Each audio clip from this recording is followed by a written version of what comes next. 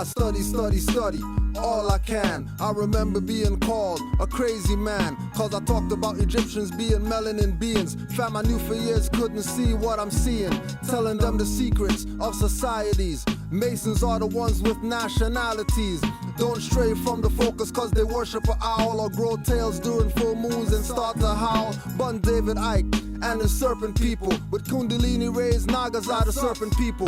Rolling up a backwood, not the master's Dutch. Telling me I can't watch Emmett cause he swears too much. Inhale then exhale, dropping the science. In layman's terms, brothers running cause they heard sirens. Standing by myself, cops chasing those running. If they knew themselves, they wouldn't have to be running. Was the earthquake hot? Who knows? Follow the leader, the follower is who goes. Martial law coming first stone, who throws? Does the universe love blacks? Who knows? Was the earthquake hot? Who knows? Follow the leader, the follower is who goes. Martial law coming first stone, who throws? Does the universe love blacks? Who knows?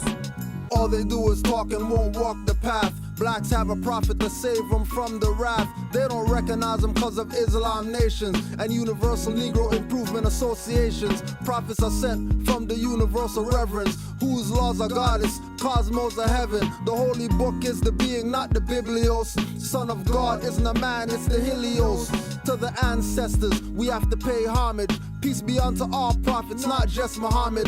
Prophet Drew Ali is who I honor and praise. Can't forget the L's and Bays for their wills and ways. Native to America, not the Indians. More is clearly recognized by all Europeans. They didn't fool us with trick knowledge, but rhetoric. I'm way more Amero than Afrocentric. What historians call Africa is South Asia. Like Buddha, Muhammad, and Jesus, Ali is your savior. Coming through the vortex, starting war text. Dawid Ali corrected me through the vortex. Was the earth?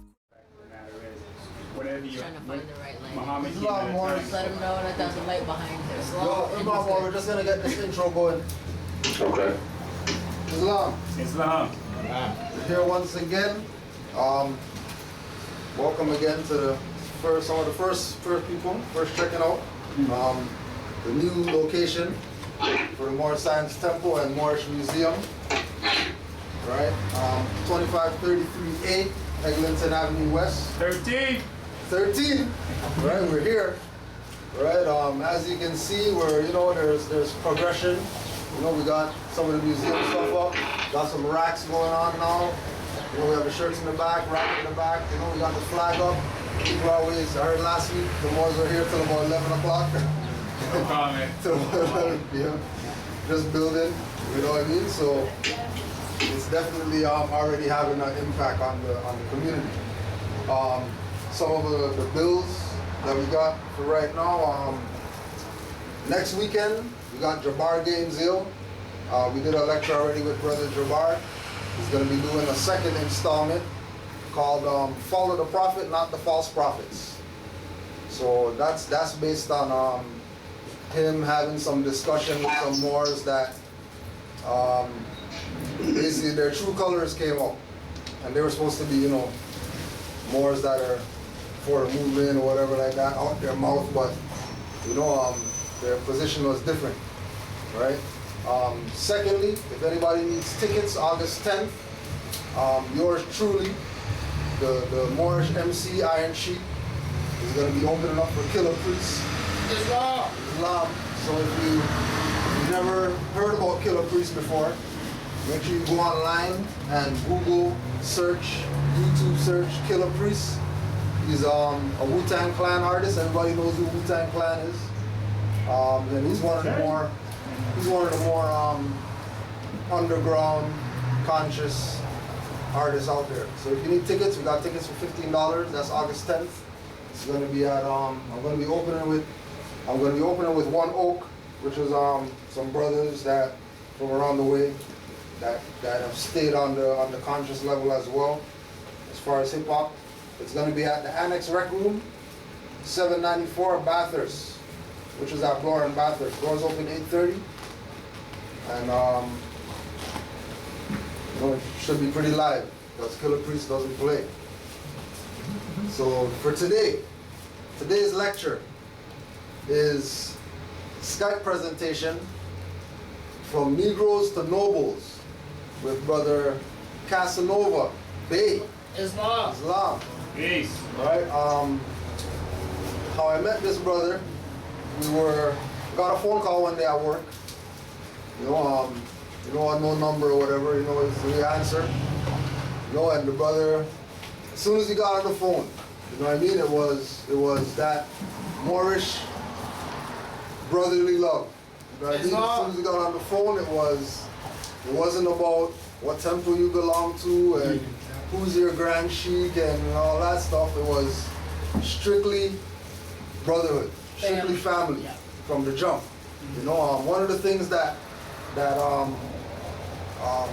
made this a little bit easier is that as soon as he got on the phone, he made the statement that he's been watching Canaanland Moors for years. And the time to call was now, because now was just the time.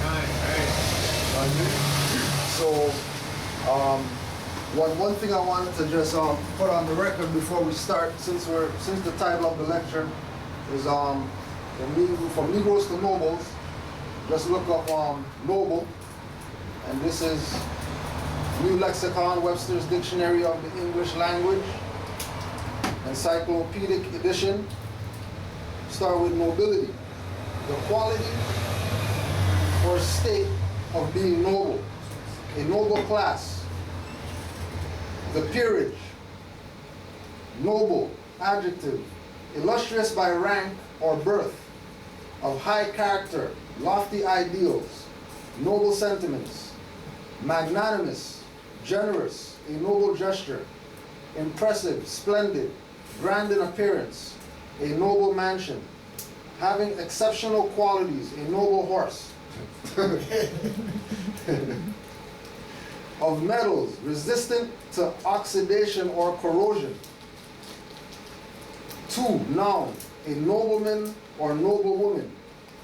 History, any of several English or Scottish gold or silver coins. Noble Eightfold Path, the basis of the disciplines of Buddhism, as pronounced by the Buddha in his first sermon. The 8 steps are not fully consecutive stages, but fall into 3 main groups: right understanding of Buddha's basic teaching, right aspiration toward benevolence and renunciation. 2, right speech, right conduct, and right means of livelihood, nothing tending to the use or encouragement of wrong speech or conduct. 3, right striving toward the building up of good and the eradication of evil within oneself. Right self-possession, involving self-knowledge and the control of thought, and right contemplation according to the traditional stages of meditation. This is also known as the middle path or the Buddhist way of life. Nobleman, a man of noble rank, a peer. Noblewoman, a woman of noble rank, a peer. Nobly, in a noble way, of noble ancestry, nobly born. Islam. So with that, if we could get a round of applause for a good brother, Cassanova Bey. Islam Moors. Islam more. Can y'all hear me? We can hear Yeah. All right. All right, brothers. I'm Cassanova Bey, out of Milwaukee territory. I had about 7 different ways to do this, to talk about this. And I wasn't sure today, and this just happened within like the last hour, of how I was actually going to bring this about. Because I wasn't sure on who exactly I was talking to. Part of me started feeling like I'm talking to myself. Another part is I'm talking to declared Moors who really don't understand that their people are vice lords and El Rookins and Black Stones and all this other stuff. Then I wasn't sure if I was going to be talking to the gang members themselves today. to get them to see this side, and how much of a nation we're actually dealing with here, versus what we were taught growing up. So what I'm gonna do is I'm just gonna give a brief history, and then after that I'll give everybody an opportunity to start asking questions, and I'll allow the energy to go where it may. But all right? Islam. Right. All right.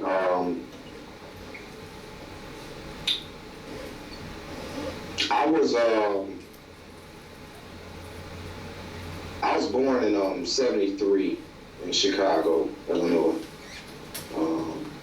to Eloise James. And as many of us, I had no idea who I was, what I was doing, why I was, and just basically I was looking for a reason to fit in, as we in many cases have done coming up.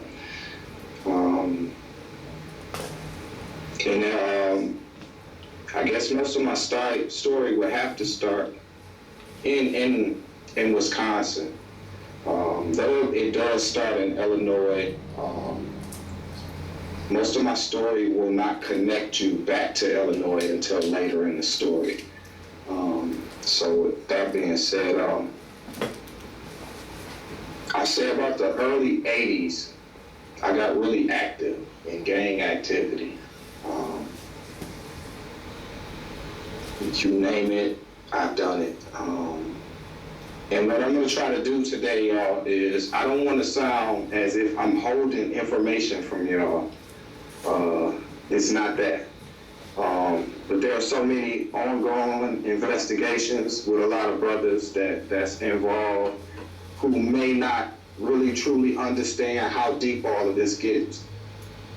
And I don't want them caught up in something, not understanding what's going on.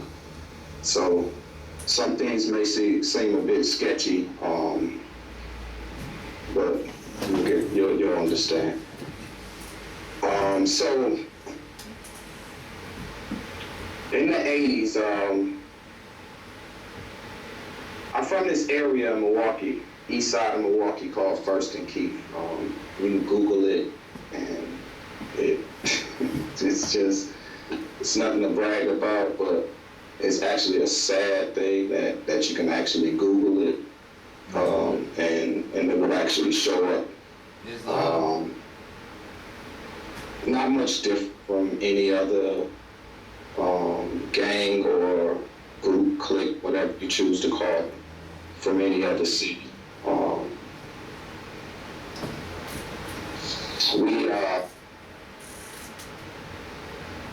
this is hard. Go on, more.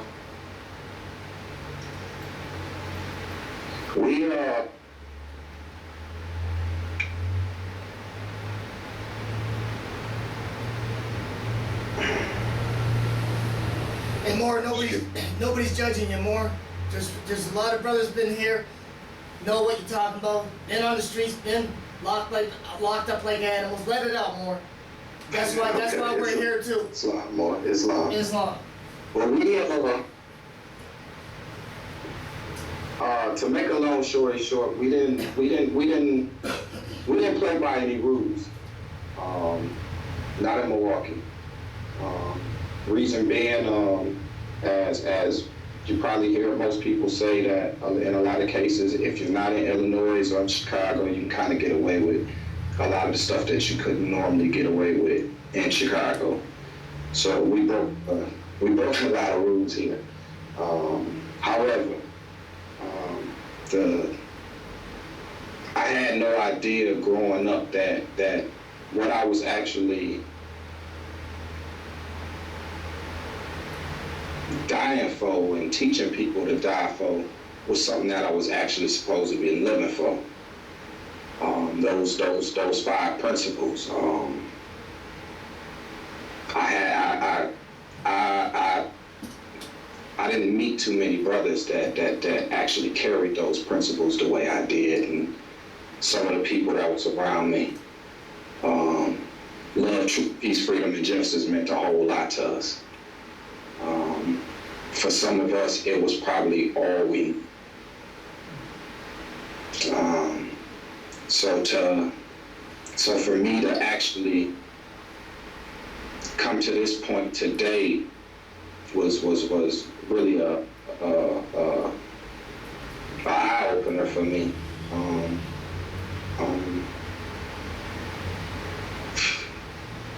This is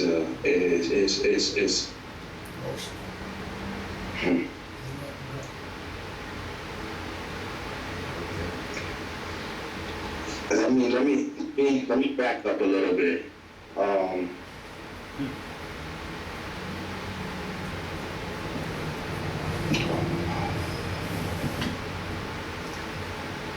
Islam more.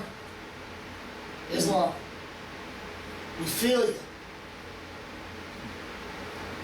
It's a beautiful thing. It's a beautiful thing. I guess what I'm really trying to get to is the fact that is I feel really bad when I look back at what I'm learning now. And this wasn't something that it took other Moors to show me. I had to actually figure this out on my own.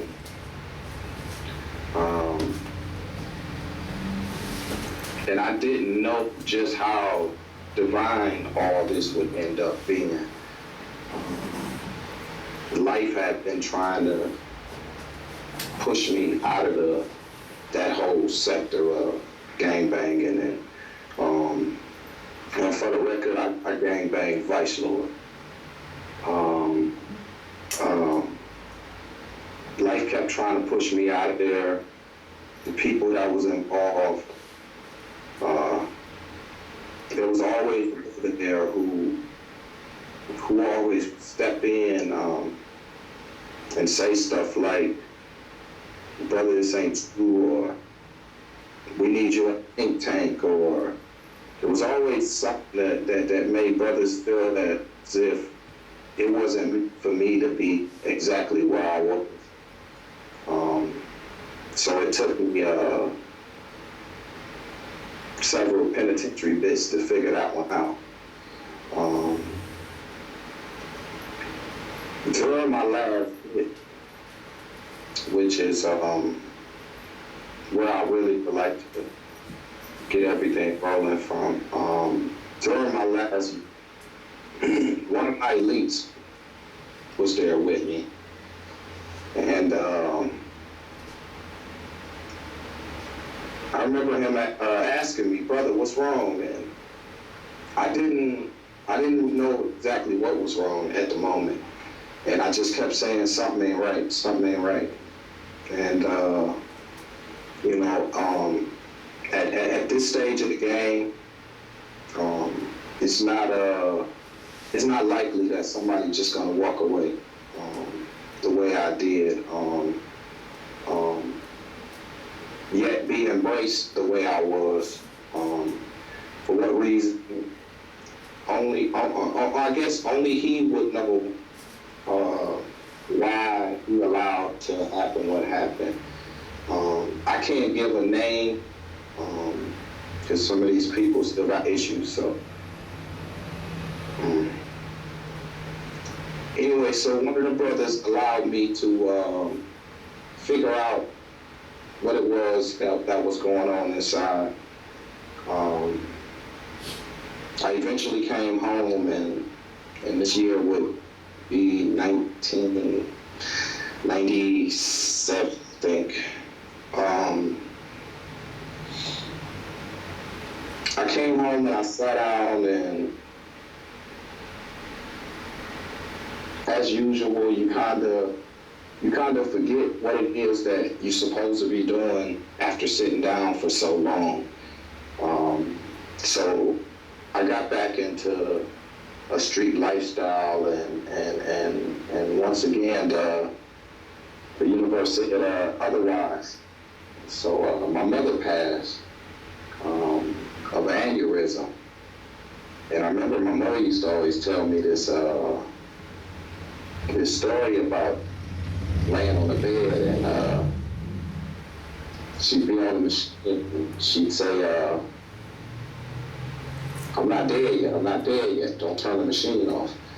So this time I had to make a decision on turning this machine off, and it stuck with me. So what I did after turning this machine off, somebody say something? No, go ahead. Okay, what I did after turning this machine off is I had to make a decision at that point, what I was going to do with my life. And what I did is I had two people around me. They were at the pastors of a local church. So I remember looking up at them and I said, well, I'm going to church. I remember everybody in my family kind of looked at me like I lost my mind. So I sat up in this church for like 5 years straight, trying to, I don't know, make the best of a situation that I didn't understand at the moment. Until one day something, I had a decision to move. I ended up moving to an area called Smithland, Iowa. And a lot of people asked me, what was I doing in that area? And I had no idea. And I remember sitting there and I said, well, let me do some research on this area. And I found out that dirt there can only be found in China. There's a red dirt there.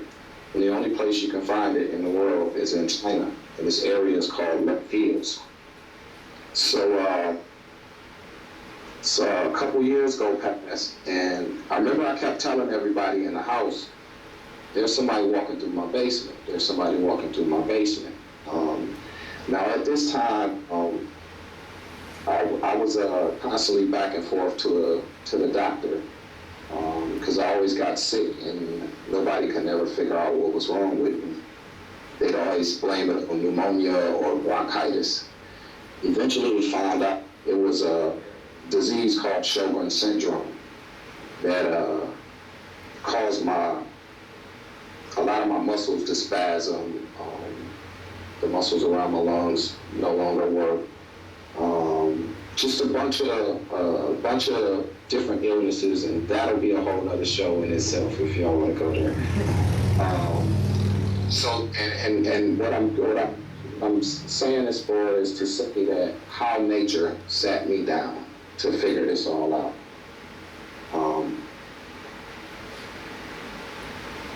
So I'm sitting down, I'm trying to figure out, what's going on in my basement at the time. Now, mind you, to me, it seemed as if there's a street going back. I'm just a regular street, just people going back and forth as any other street. But to other people, they didn't see this.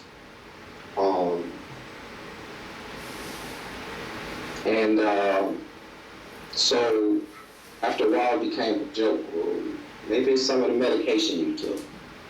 Well, after a while, I had stopped taking the medication, and it had been months or years since I had it. So the joke wasn't funny anymore. And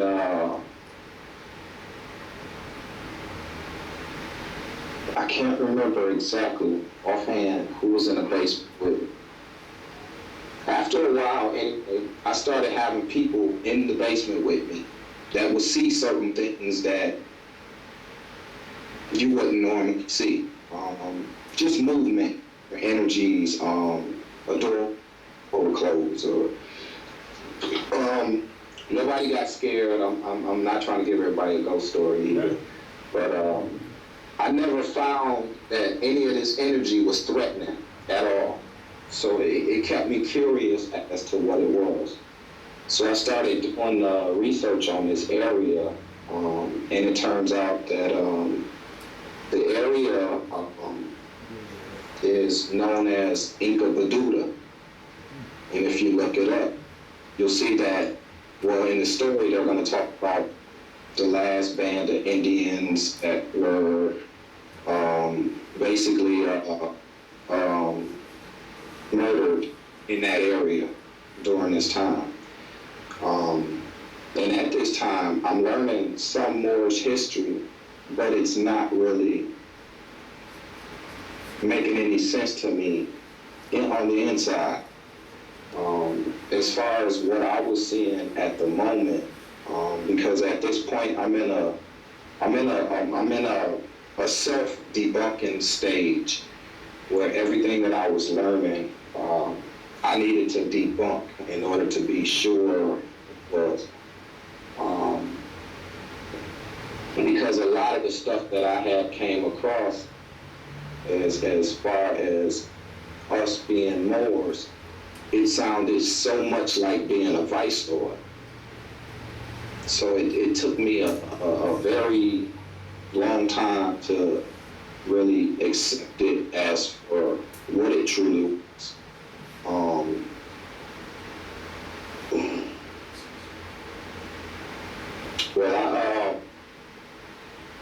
Anyway, I started doing the research to this Inca Baduda area and found out that these Indians, so-called Indians, was our people, my people. This made me do more research because there were so many conflicting stories about where our family was from, who we were, and now here I am to find out that I have a connection all the way in Iowa. It didn't really make any sense to me. Growing up, my mother always said that 85% of Jackson, Mississippi was my family. That didn't make sense to me. Today it does, because I now learned that what we all know of Jackson, Mississippi today, originally the inhabitants of there was from Midnight, Mississippi. Midnight, Mississippi was my family, still are. I just found out that they incorporated town in 2002 and finally gave it street lights and street signs because of the gold mines that was found there. So now it's all starting to make sense to me on as far as where I'm from, why we're here, who we are as a nation, and not just being a gang member, being a vice lord, and dying for 5 principles.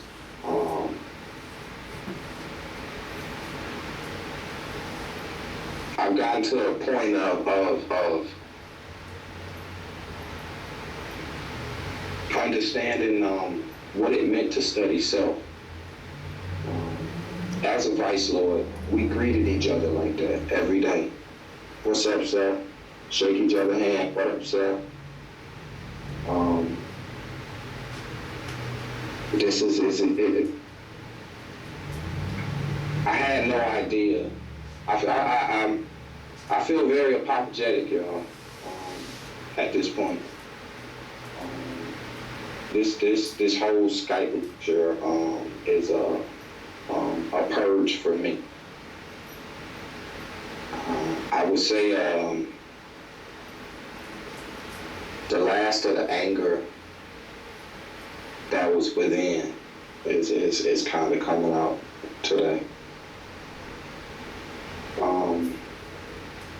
Anyway, so I'm studying my family history, and thanks, Moore.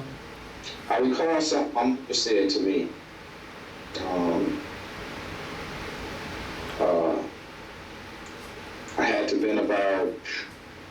13 years old. I woke up one morning and I seen a bunch of what we know of as Cubans in my house early in the morning. And I asked my mother, who are they? And she starts naming people, this is your uncle such and such, that's your cousin, this and that. And I don't remember who these people are. They was there a couple months. They ended up moving somewhere in the neighborhood. We moved to a section in this neighborhood, and I see these relatives every now and then. And then now I find out after studying our family name that my family is from Cuba.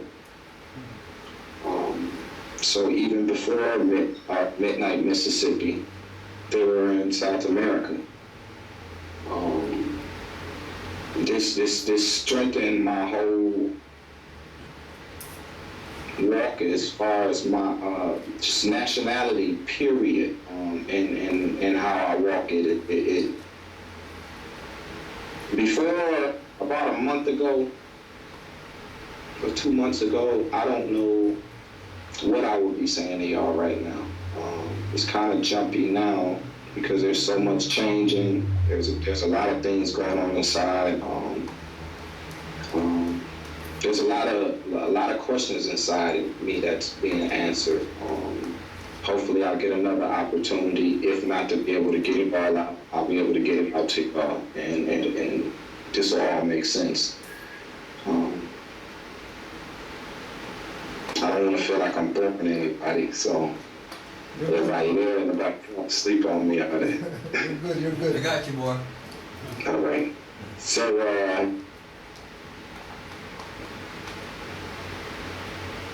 let me come back a little bit.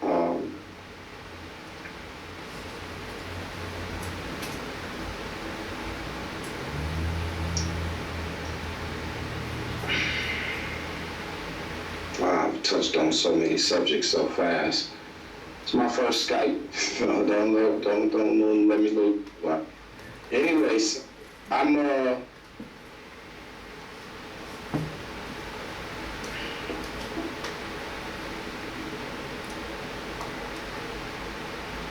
Say what your heart tells you to say, more.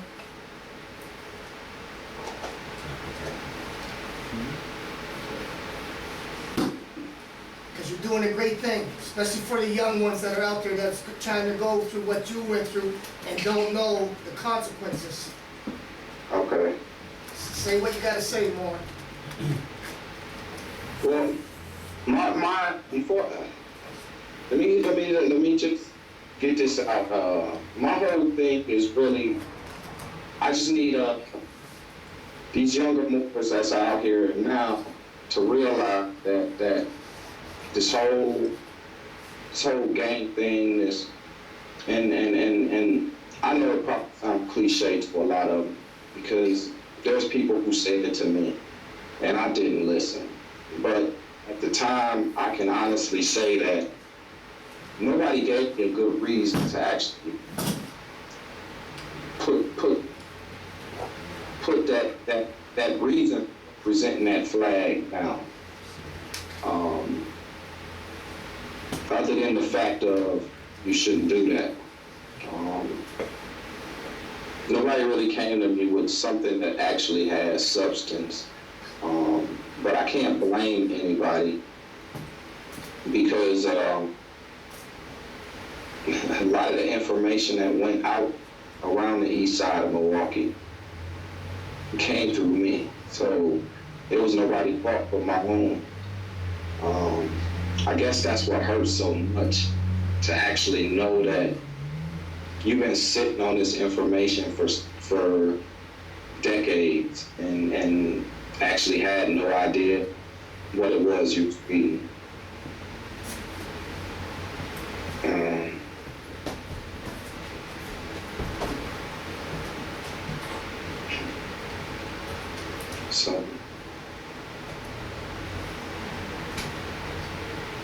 So I just want to make sure that that a lot of our brothers that's out there that have no idea what they got themselves into, the oaths they have to take, the things they're gonna have to do to uphold those. I'm asking that they take another look at it from a deeper perspective. Those same laws is, I swear, just about everything that I was taught or that I've taught others, I'm learning now. And it actually means something. Islam. I think excuse me? Go ahead, Mark. Just saying Islam more. You're right on point. Islam. Right on point. I think what really got me the most is when I read, it makes me shake now thinking about it, that Holy Covenant of the Asiatic Nation. When I read that, it just, that tore me up on the inside. Still do today.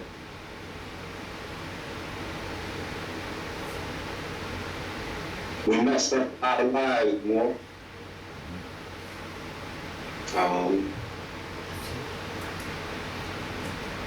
We wasn't up in the community. That's what we said. We were supposed to uplift the community. Now I learned we were supposed to uplift humanity. That's not what we was doing though. That's not what they doing today. Many of them don't even know. And it kind of hurts when I hear some of the other Moors go in and they don't get it. And I'm not speaking on the Moors not getting it. The actual gang members themselves, they're not gonna get it because of the way it's coming out to them. I think in most cases, have most of them actually known the truth or to this day know the truth, they'd actually look at it from a whole new perspective.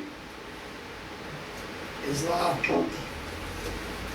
This is why I'm trying to figure out a way to not beat up on them as I get them to understand that rabbit hole went a little deeper than they thought. It just didn't stop at that block or that tier or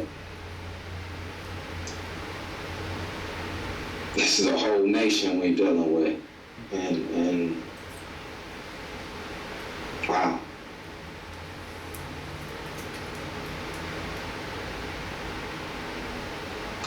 I wish I could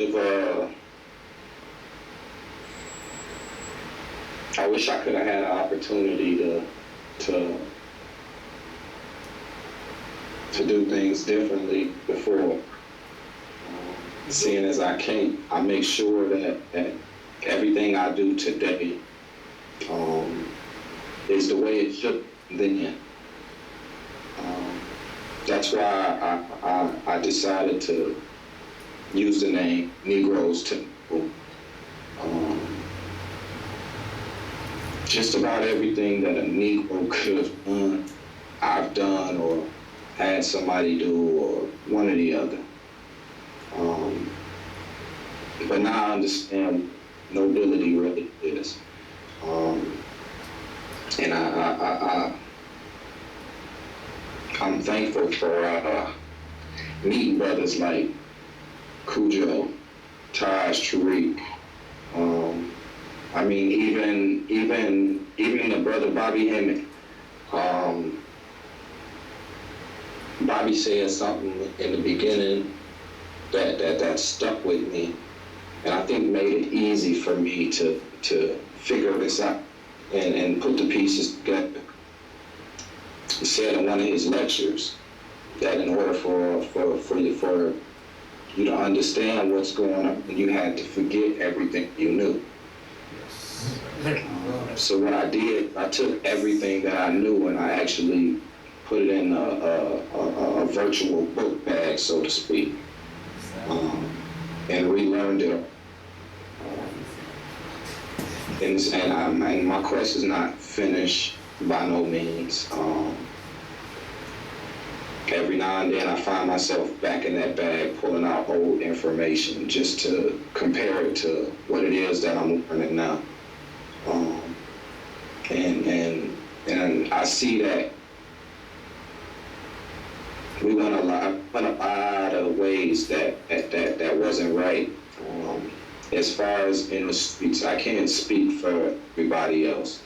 I can't speak for every group of vice lords throughout whatever state. I can only speak for Milwaukee County, First and Keith. That's the only people I can speak for.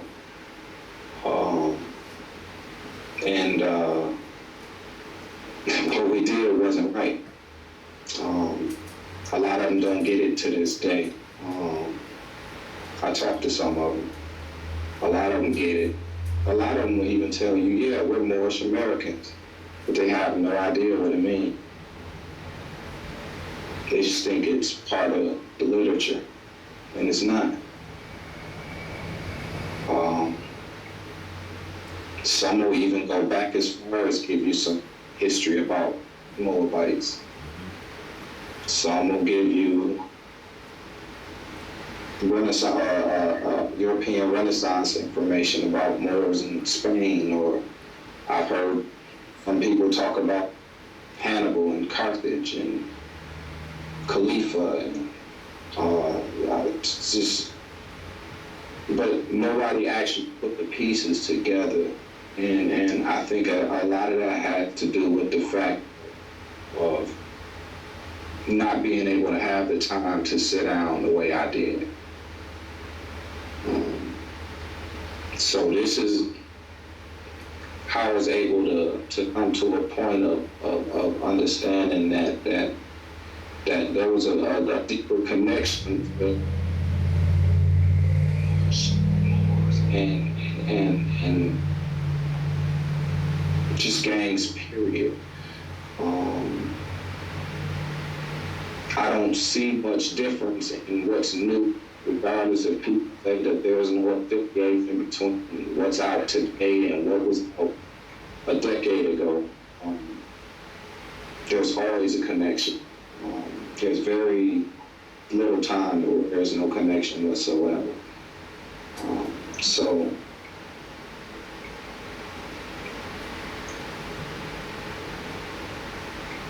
for me, this will be one of my personal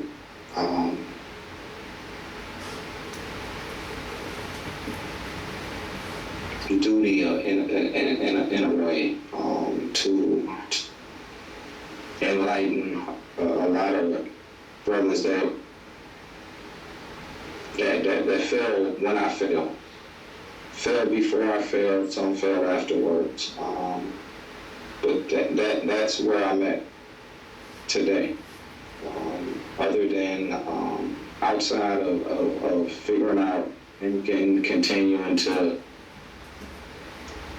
figure who I am as a whole, spiritually, physically.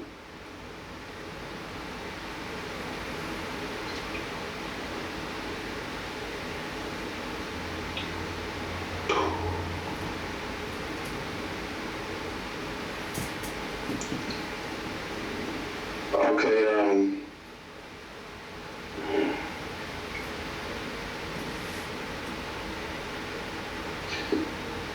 do I have any questions right now? I'm still a little choppy. Yes, Oh, You're good. doing great. Yeah. Great. You're talking about that there's actually people who would know that they're Moorish American, being that they were in a gang or whatever, right? Right. Could you talk about a brief outline on Chief Malik and his position. You know, because there's a lot of information out there about him, but it's on the negative. And, Yeah.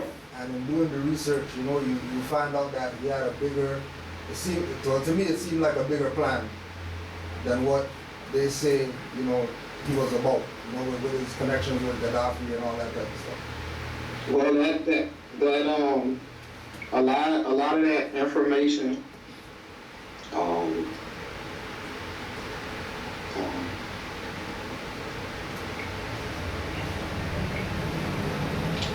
a lot of the information that you're going to get in the public concerning most of this is not going to be true. Most cases it's going to be, well, we all know how they put stuff together. So,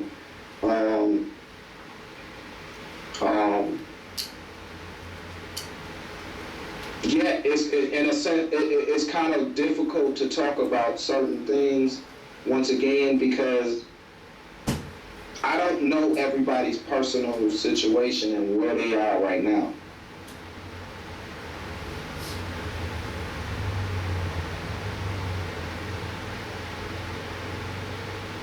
Can anybody hear me? Yeah, we're listening, boy. Oh, okay. So yeah, I'm trying to keep this in an area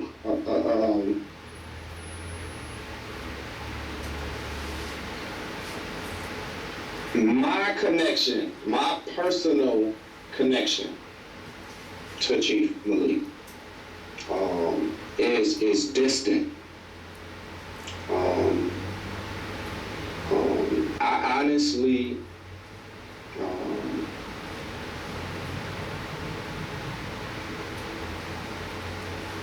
couldn't give you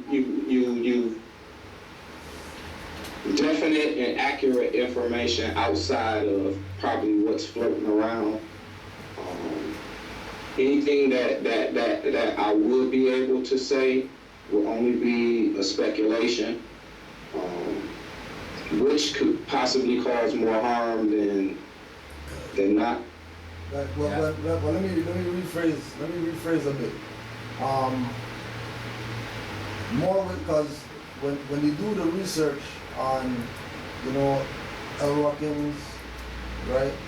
Yeah. You find out that it wasn't just El Ruckins, but it was El Ruckins Moor Science Temple. Right. When you do the research, you find out that, you know, there's a message being sent out there that these individuals were gangbangers or whatever, but they wore fezzes.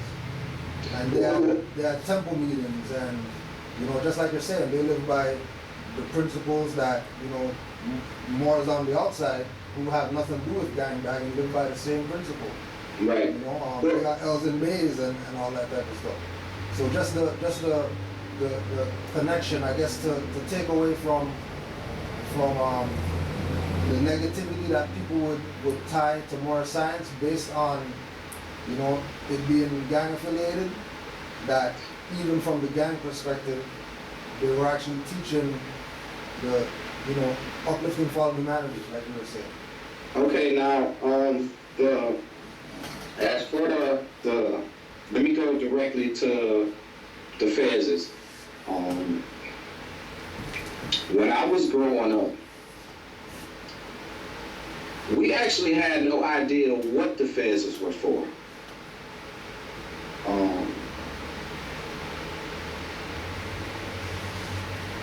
It almost seemed as if only specific people had the opportunity to wear them. And at this age, you kind of really didn't care because you didn't want nothing on your head anyway. You're young, you just want to run and jump fences and whatever you do. So at this point, it never really, we understood what the media was doing, as far as how they portrayed the brothers in Fez's, or how they would connect. And at the time, I didn't know it was called the Moors Science Temple. We just called it the Temple. This is how everything got dumbed down. It went from the Moors Science Temple to the Temple, or instead of being Moors or Moorish, it was just Mo. So when we would hear what the media would say about brothers when they had the Fez's on, at that time we didn't really pay much attention to it. Later, when you realize what was going on, we just assumed that these brothers was trying to clean their act up, and not be as active as they were on the side of the fence that we were on. That's the perspective that came to us. Later, the Fez's kind of started trickling into Milwaukee. And there would be times where they come and do, public safety would come and do sweeps. And I would always notice certain individuals would have on Fez's, and later in that day, you wouldn't see those Fez's anymore. I would never question it. I never did. I just kind of took notice to it. And in most cases, I didn't pay attention to a lot of that until probably last year, that it really actually started dawning on me who knew what was going on and who didn't. But then I learned that a lot of the brothers that had Fez's on didn't know anything. They just had them on. So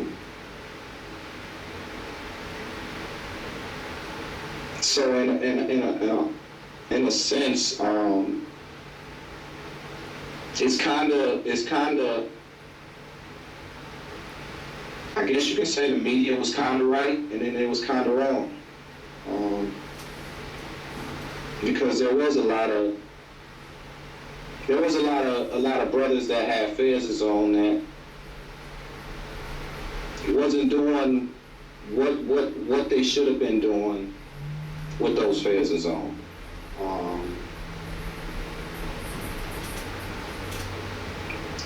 Most of the Fez's I seen, they sacks was fat. This wasn't, I didn't really, say hello? I got a question for you. I'm going through a little personal dilemma right now, right? And I just wanted to know if you would mind helping me out with this one question. Knowing that truth can withstand any type of question, it stands absolute, right? Mm-hmm. How can we know that certain truths, right, that would probably need like scientific investigation, research, rest based on other people's perspective that can be scrutinized? How can we basically come to an absolute truth or derive some type of understanding of the truth? As far as what truth is, as what truth would be. Now, when we're talking truth, as far as the gangs and the information and I guess that what we're talking about? Yeah, the understanding along with, it's on the topic of the like, you know, the Fez's tool, you know, I can make it a personal question like that, right? But it's general and it's broad for me, you know, knowing that, you know, things come from, you know, researching and scientific investigation, and I'm trying to basically find out, you know, how can the truth or knowing the truth of something, right? Right. And then, okay, the original question. Let me see if I can explain the what I think I've gotten from the first part. Okay, as far as vice lords, blackstones, L workers, just gangs in general. When it comes to finding out the truth, when it comes to that, in most cases, you're not going to get it unless you're talking directly to that person. Reason being is when you meet somebody that's closely in relation or connected to individuals in that lifestyle, it's kind of hard for them, no matter how bad they may want to say something to you. Even in my situation, no matter how much I might want to say something, it's kind of difficult because I don't know what's going on in the other person's life right now. This is the kind of issue that you'll find when you're trying to research this kind of information. Because there is really not a definite truth. Fair enough. In most cases, you'll find that there's always ulterior motives. There's always going to be in most cases, there's going to be some other story that you'll hear about. For example, most people don't know that majority of gang wars is about females. They don't have nothing to do with money, none of that. Somebody messing with somebody else's girl, or it's always something stupid, but it gets blown out to be something extremely big and sound halfway important, and it's really not. Thank you. Did I help you with that at all? Yeah, truth. There's no definite truth, you know. Trying to, because I was looking at, you know, taking other people's idea to like build upon, you know, thoughts, right? And right. When you really look at it, you know, it's just a perspective issue. Like how you would say, a gang, most gangs are start up, like their fights start up because of the females, right? I would beg to differ on that. You know, it has to do with money too. You know, You're breaking up. I think money would actually be a part of that too. You know what I'm saying? But ultimately, yes. You know, love and happiness for sure. You know. Yeah, you're right. Would be the reason why a lot of gangs. Money, and all of that, they do play a part in it. But in most cases, you'll have to be down the totem pole somewhere before you can hear the money story. When you're closely connected to where these things start at, you'll realize it wasn't about money. It's always something personal, somebody who's in their feelings. This is what you learn. In most cases, a lot of these things could be avoided, and they're not. And this is just an example of when we were speaking on definite truth. In a lot of cases, you won't get it. Whether it's in this situation, the fear of somebody else getting in trouble, or it's always going to be something where it won't totally come out. Unless you're completely embraced by somebody. And depending on what that situation is. Okay. I accept that. Thank you. Everybody's not trying to be noble. And my position with that is, I understand where they are, but to actually put specific truths out there. In that sense, it's so easy to tie specific individuals to things. It's almost unreal.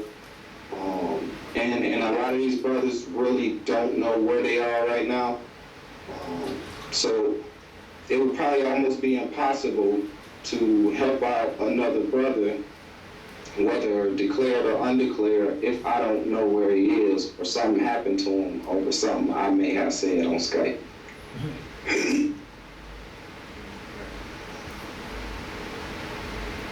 Are we there? Yeah. Yeah. Okay, so now could you speak the same question, right? With regard to the truth and the validity of it. Could you speak on that with regard to Moorish knowledge? And how did, like, you making that transition, right? What validated it for you that, okay, forget, Negro, black, whatever, it's all about noble. And moving on from that point, like with regard to your research and your findings, like what did you find out, to solidify your position as saying, you're gonna be a Bey, not just, Cassanova that people knew from back in the That's wow, I got a bunch of answers for that one.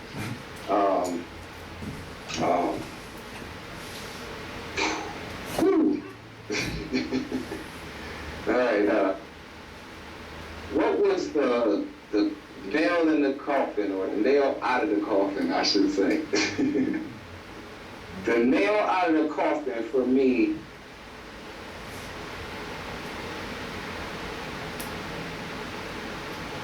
would have to be a sheriff. A sheriff was the nail out of the coffin for me. When I first started studying,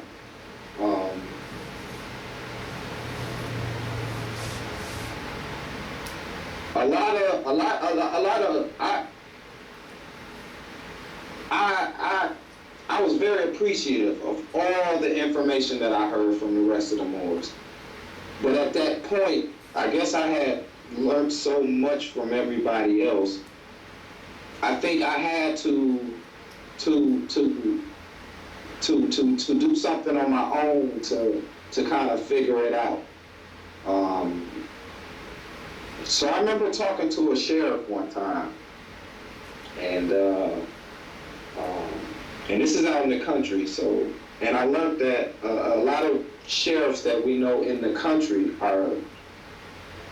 their mind state is totally different from the ones that's in the cities. And I remember this sheriff ran a check on my name, and the way he slammed the laptop in the car, that kind of gave me a confirmation of what was going on. For me, it wasn't something that I actually read. It wasn't something that somebody said to me. It was just the energy. I knew something was different from that day forward, just because of what I was learning. And at this point, I learned so much about just what we all learn. Moors in America, outside of America. It was all probably the same amount of information that everybody else was learning. Only I realized that a lot of these books was already next to me and I had no idea. I didn't realize the amount of people that were part of lodges that was in my life. And that would say things to me on a daily basis, and I just kind of took it in a connotative way, and it was just conversation to me.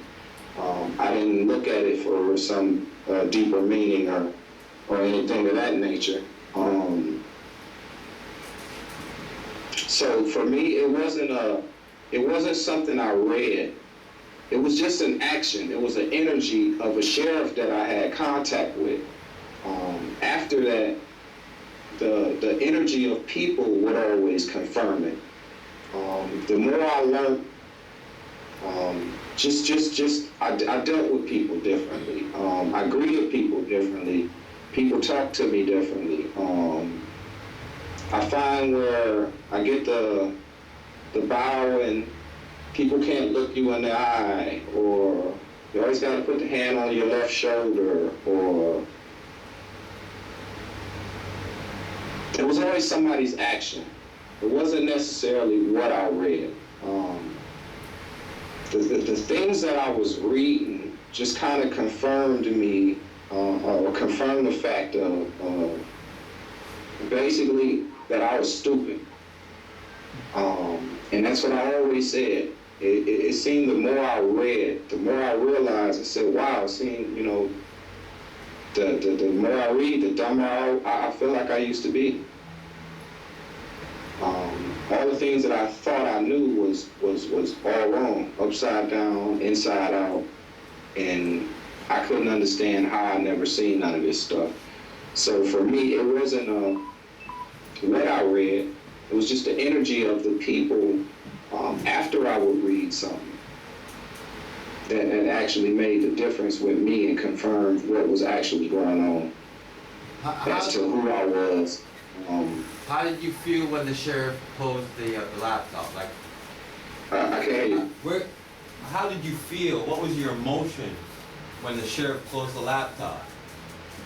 Like, I don't understand that part. Are you saying he sent an energy to you to let you be aware that what you were studying is true? Okay. Let me see if I get this question right. You're asking what was the energy after he slammed the laptop? Yeah. Okay. All right. Let me go into a little more detail. So I'm getting pulled over coming from Sioux City, Iowa, which was 33 miles outside of the little area I lived in. Mind you, I didn't have any type of public safety, sheriffs, none of that by me at all. But this day they happened to be going through the area. He pulled me over, I'm assuming because of the tent. So that he, you know, basically pulled me over. He talks about the tent, gets me out of the car, and it was really hot that day. And my water bottle was kind of warm. And I said, well, you have air and my car is off. And he said, well, you can sit in the car with me. So right away, I guess he assumed that I was gonna be nervous. Now, mind you, I hadn't actually put myself in a position to be detained or anything of that nature in years. So the whole fact of being nervous was nowhere near my state of mind at all. Now all the history and the national information that I learned, that was there, but I still didn't feel a need to have to use it.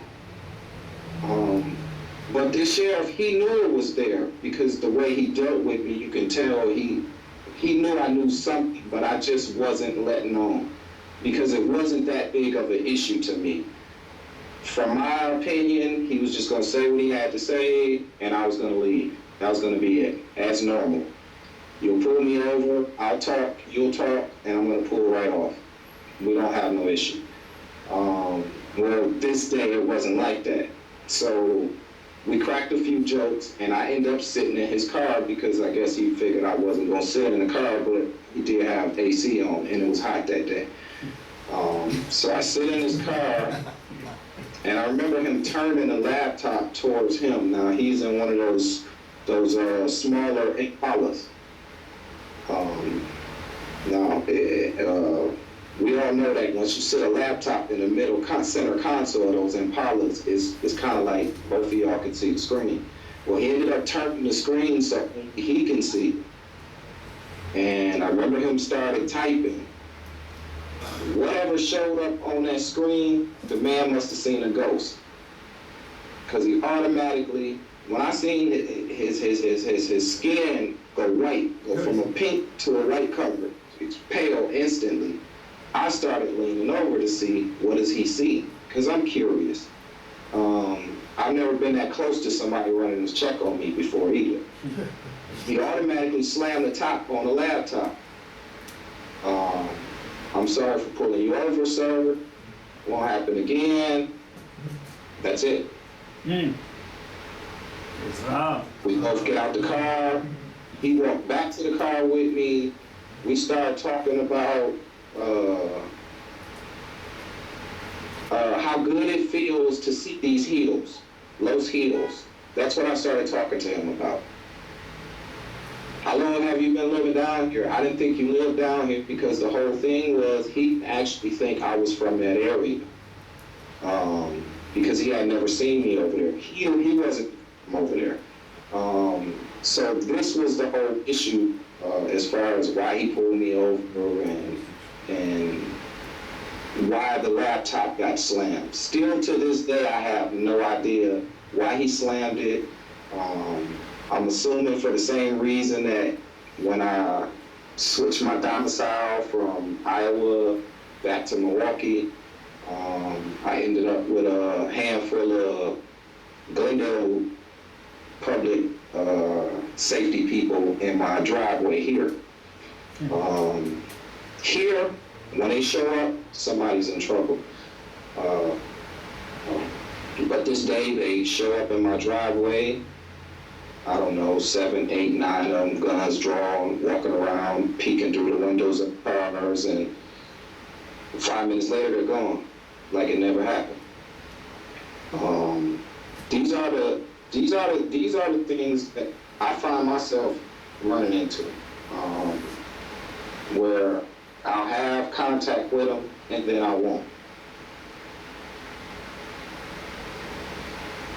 So that was the story about the laptop though. But these are the issues I find myself in where I would actually have contact with them 1 minute and then I won't the next minute. But I don't put myself in positions anymore to attract that type of attention to myself. I'm not in traffic all the time. I'm not around people that's drawing heat to themselves in that sense. More another example. Could you talk about the incident when we were speaking and you were talking about the incident where you were with some people and the policy enforcers came to do the checks and they checked everybody? Say that again? When you were hanging out with some people, and this is after you becoming nationalized, and everybody got searched down instead of yourself. I've had a situation. That's funny. I listen to a lot of the Moors that tell these kind of stories, and mine is similar to everybody else's. I remember I was telling one of my brothers about this, and I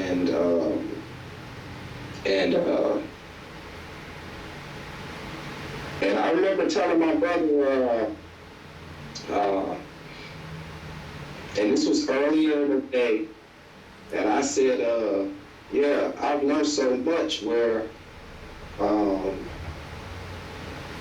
we can have a situation right now, and I'm gonna just paraphrasing y'all. I said we can have a situation right now where the police could pull up and they'll start dealing with you, and they'll say something to me, and I'll say what I gotta say, and as long as I do this right, they'll finish dealing with you and leave me alone. And I remember my brother said, "Oh, you gonna go to jail? You lying." And later on that night, and I don't do white T-shirts just because of the whole white tee movement. I don't like getting caught up in the middle of that. So this night, I ended up going to my brother's house again, and I had a white T-shirt on. And the sheriff pulls up, public safety pulls up, and one of them, they marked vehicles.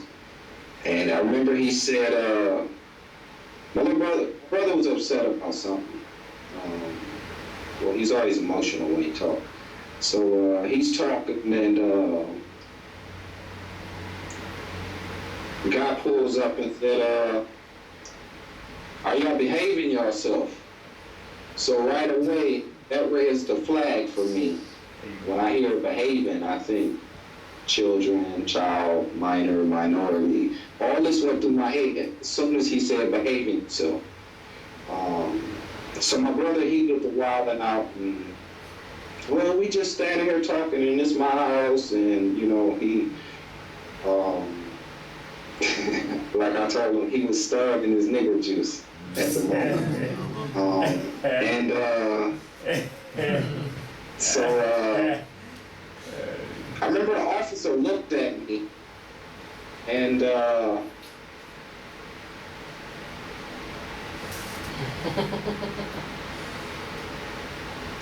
I can't remember what he said to my little brother offhand right now, but he looked at me, he spoke to my little brother, and I just turned my head.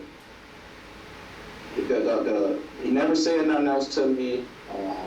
I never had an issue with him. And at this point, I can only assume, because I didn't initiate any contact with him at all. And this is what I find in most cases where I'm dealing with public safety officials or anything of that nature. A lot of times we'll initiate our own issues. In most cases, they're not even talking to us. And we initiate, and this makes the situation worse. Not having a noble attitude makes the situation a lot worse. And I noticed that same energy, that no energy alone, in most cases, they don't bother you. Islam. Excuse me? Islam. Islam. But yeah, and that's what I've learned, and this is what I try to tell everybody every time. I know a bunch of brothers who are undeclared. They're trying to figure it out, but they're still in that faith where they feel like they might be able to still straddle the fence, so they might be able to get away with something we couldn't. So they're in that phase right now. And I know they're on their way. Or sometimes for some of them, they're skull a little harder than this. But I try to tell everybody the same thing. If we're all noble from the beginning, we don't have to worry about the rest of that. And this is what I'm starting to figure out when it comes to a lot of law and things of that nature.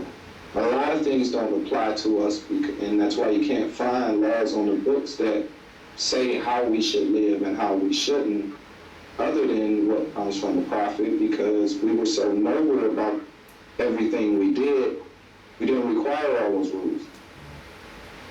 Islam. Well, could you I know you did the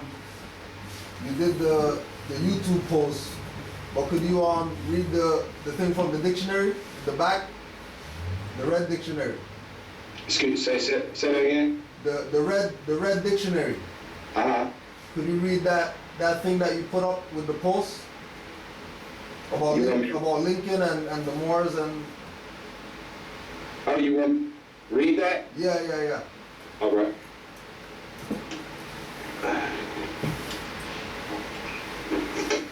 Yeah, I thought that was really interesting.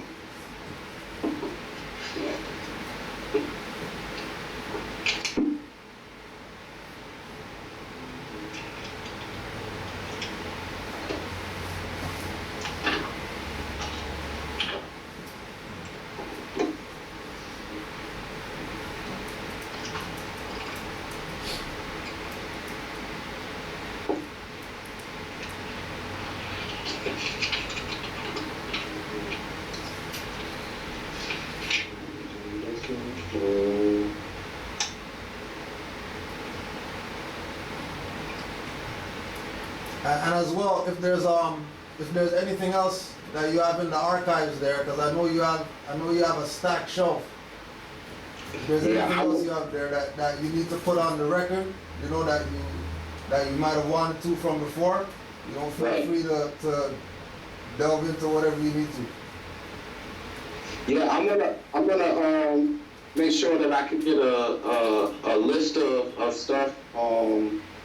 I also have to set up a Dropbox because I run into so much information in between my studies online that I end up grabbing all of these PDFs, not even having time to go through most of them. And then before I know it, I've ran into another 50 or 60. So I'm running into so much information that in most cases we haven't even touched the surface of yet.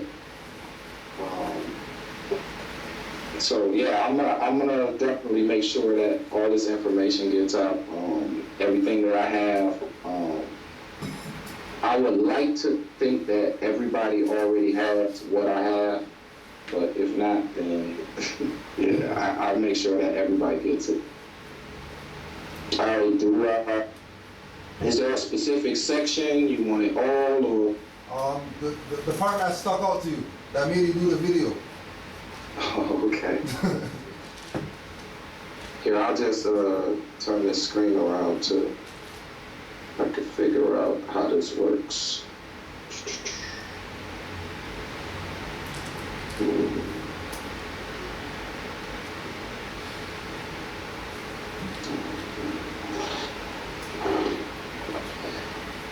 Okay, so I'm in the Webster's 7th New Collegiate Dictionary,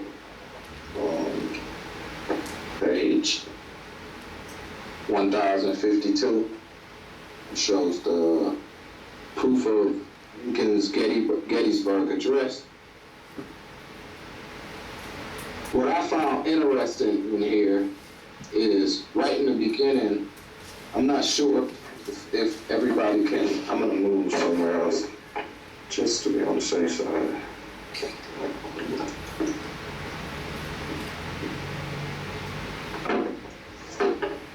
All right, see if this works. Okay, so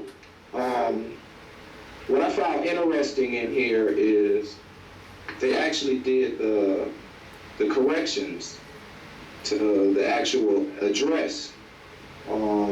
Down here on the bottom here,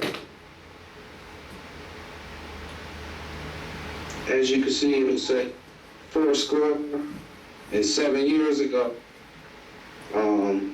Well, I found it interesting because right at the top, when they actually made the correction, they gave you a circle 7 for the 7 years.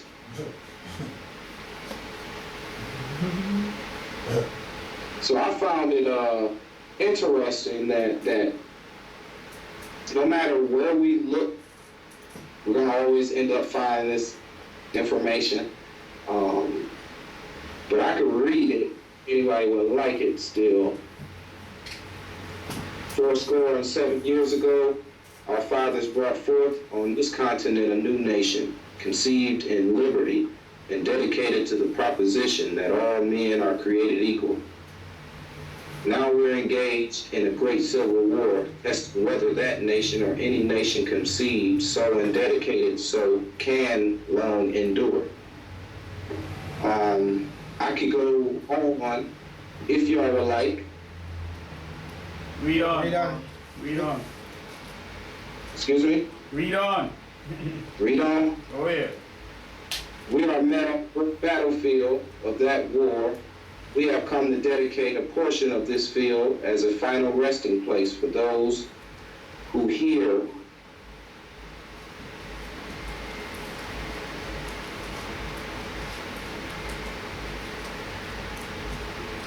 Lose the sound. for those here.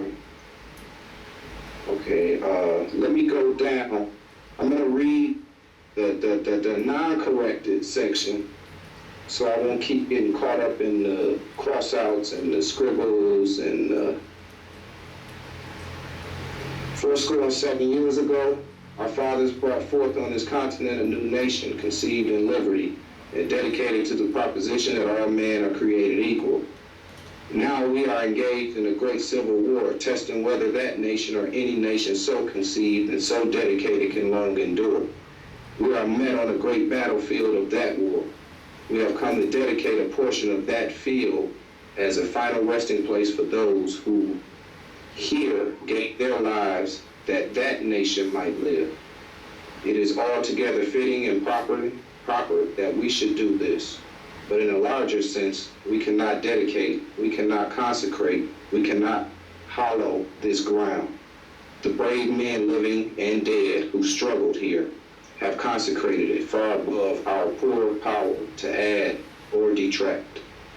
The world will little note, nor longer remember what we say here, but it can never forget what we did here. It is for us, the living, rather to be dedicated here to the unfinished work which they who fought here have thus far so nobly advanced.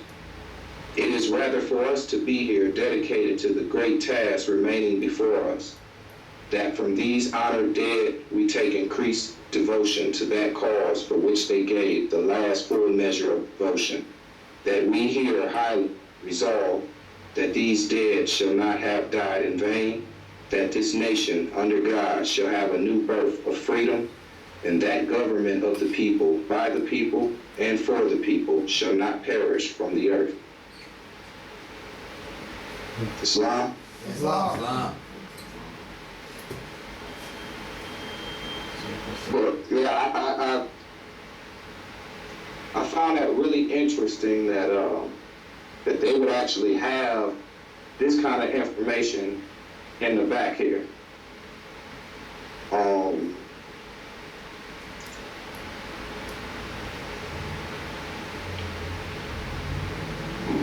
And what else did okay, I'm done with that. I'd like to get this list out before I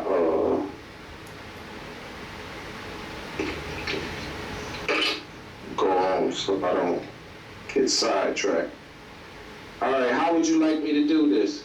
You'd like me to show these covers? You could do both. Just say what what you got there, and maybe a page or something like that from whatever you have. I don't have a favorite. It's funny. I get a few people that tell me I read multiple books at the same time. I have several books open. I'm reading one, and then I got to jump to this one. I jump to that one. Right now, I'm going through a Grolier Society book of knowledge.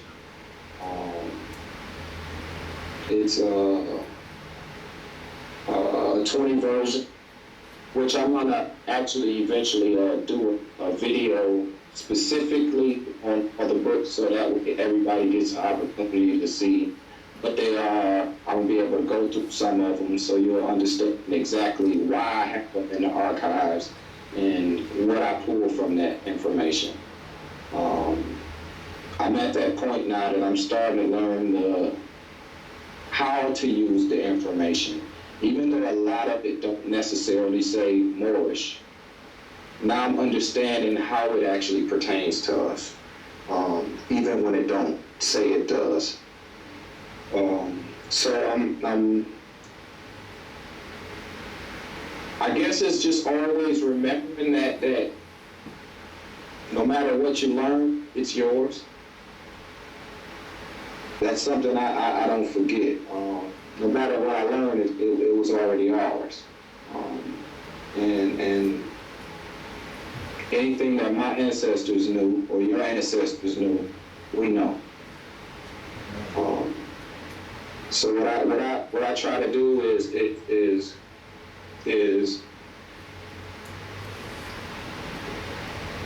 I think I focus on energy. That's all I do lately. Is I focus on energy. Like the brother said earlier about the laptop and energy. That's just what I focus on. If the energy is right, that's generally what I'm gonna go with. And in most cases, what I find is the people that I've been dealing with, and many aren't Moors. A lot of them are Albion, but they all seem to have books that they want me to read. Or I need you to listen. I need you to check this out. Or have you read this? Or have you read that? It's kind of like the other day. I'm at we go to breakfast. Me, another brother, an undeclared Moor, and an Irish guy. So we're sitting in this Greek restaurant, and we're having a conversation. Now, mind you, behind the table, one of our traveling brothers was at the table, and he's waiting on another one of his lodge brothers to come in so they can have a talk. And there's this Albion lady sitting at this table reading a book. Now, mind you, she's listening to everything I'm talking to this brother Mike about, because in this restaurant, no matter where you look, you're going to see your history. And the brother Mike finds it fascinating that no matter what I talk about, it's always going to be a history lesson. No matter what we point at, what we're looking at, it's going to be a history lesson. So we look over, and I remember, I think it was Taj that said, every time you see the word empire and or dynasty, know they're talking about you. So this lady is reading this book. It said, had empire in huge letters, huge bold letters, and had some smaller letters, but I couldn't see what the small one was. But then they had the picture of what we used to think was an Indian. And I'm thinking, well, that don't go right. They don't go together. I've never seen an Indian tribe with the word empire connected to it. So it caught my attention, and I said, Mike, remember I told you about the word empire and dynasty? And he said, yeah. I said, now look at this lady's book behind you.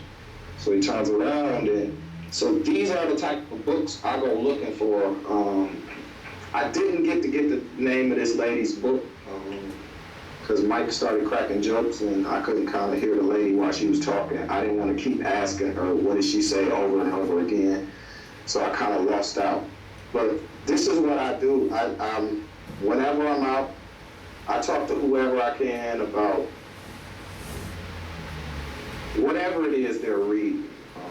And in most cases, I'm not around people who's picking up Harlequin books or, I don't know, choose your own adventures. So, and in most cases, I'm around somebody who's actually studying something, whether it's historical or, I learn a lot from medical books.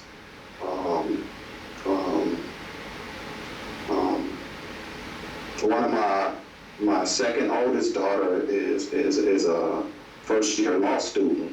So I pick up a lot of their stuff, and I just research it. Excuse me? Well, you just said Islam. Oh, okay. Islam. So, basically, that's what I do. I pick up whatever I can. If I don't see it around, that's definitely what I want. But what I'm gonna do is, I'm gonna kind of go through some stuff that I have sitting out right now. This book here, it's called The Last 2 Million Years. It's a Reader's Digest.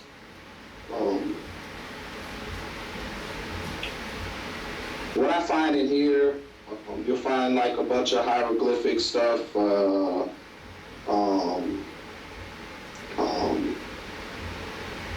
you name it, it's in here basically. We all know that we have to go through phases where we'll have to switch the names of the people. If it says black, you put more, or sometimes it'll say Rome and you really know you're reading about Carthage or so. This is another book I have. I'm actually reading it now. It's called Our Lands, Our Island, and Their People. It's a book from 1899, and in this book here, I'm going to see if I can get this in, but these are some brothers from the Negritos of southern Philippines. And these are brothers. They don't look Asian. These Islam.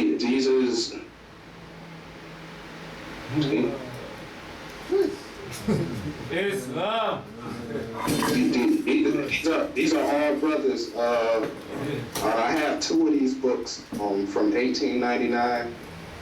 I wasn't able to get the rest of them. There's a whole collection of books this size. What I do is I find them in these small towns. Just about every small town has a museum, and in most cases, what you'll find in these small towns, the children there, they want to move. They don't want to live in these small towns. They all want to move to the city because we make it fit like it's the place to be. So they want to come to the city when in all actuality we want to be in the country. So while the children are moving to the city, these parents are passing away. They get old. They have these $100,000 houses. You can't sell them because nobody wants to live in the country. So these houses get auctioned off for like $10,000, $15,000, full of information, the books, all of that. And this also happens to their museums. In their museums, keep all the old books, all their old flags, all that stuff is in those museums. But they're not public. It's just some rundown old house that you don't pay attention to that's inside these small towns. That's what I go looking for. I've gotten so used to knowing what to look for in these small towns, hanging out with them so much. I hung out with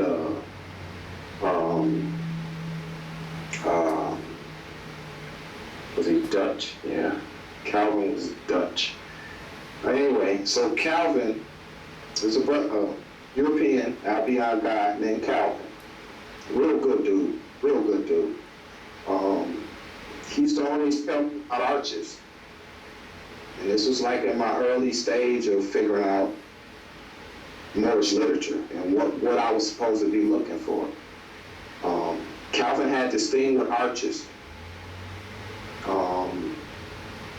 And Calvin was one of the first Albion people that told me what a Moor was or who they were and their connection to us without me having to ask him. And And to this day, I probably think I'll always have respect for Calvin because of what he did. He didn't have to say that, but he did. And that was something more than any of my people that I had met growing up would have said to me.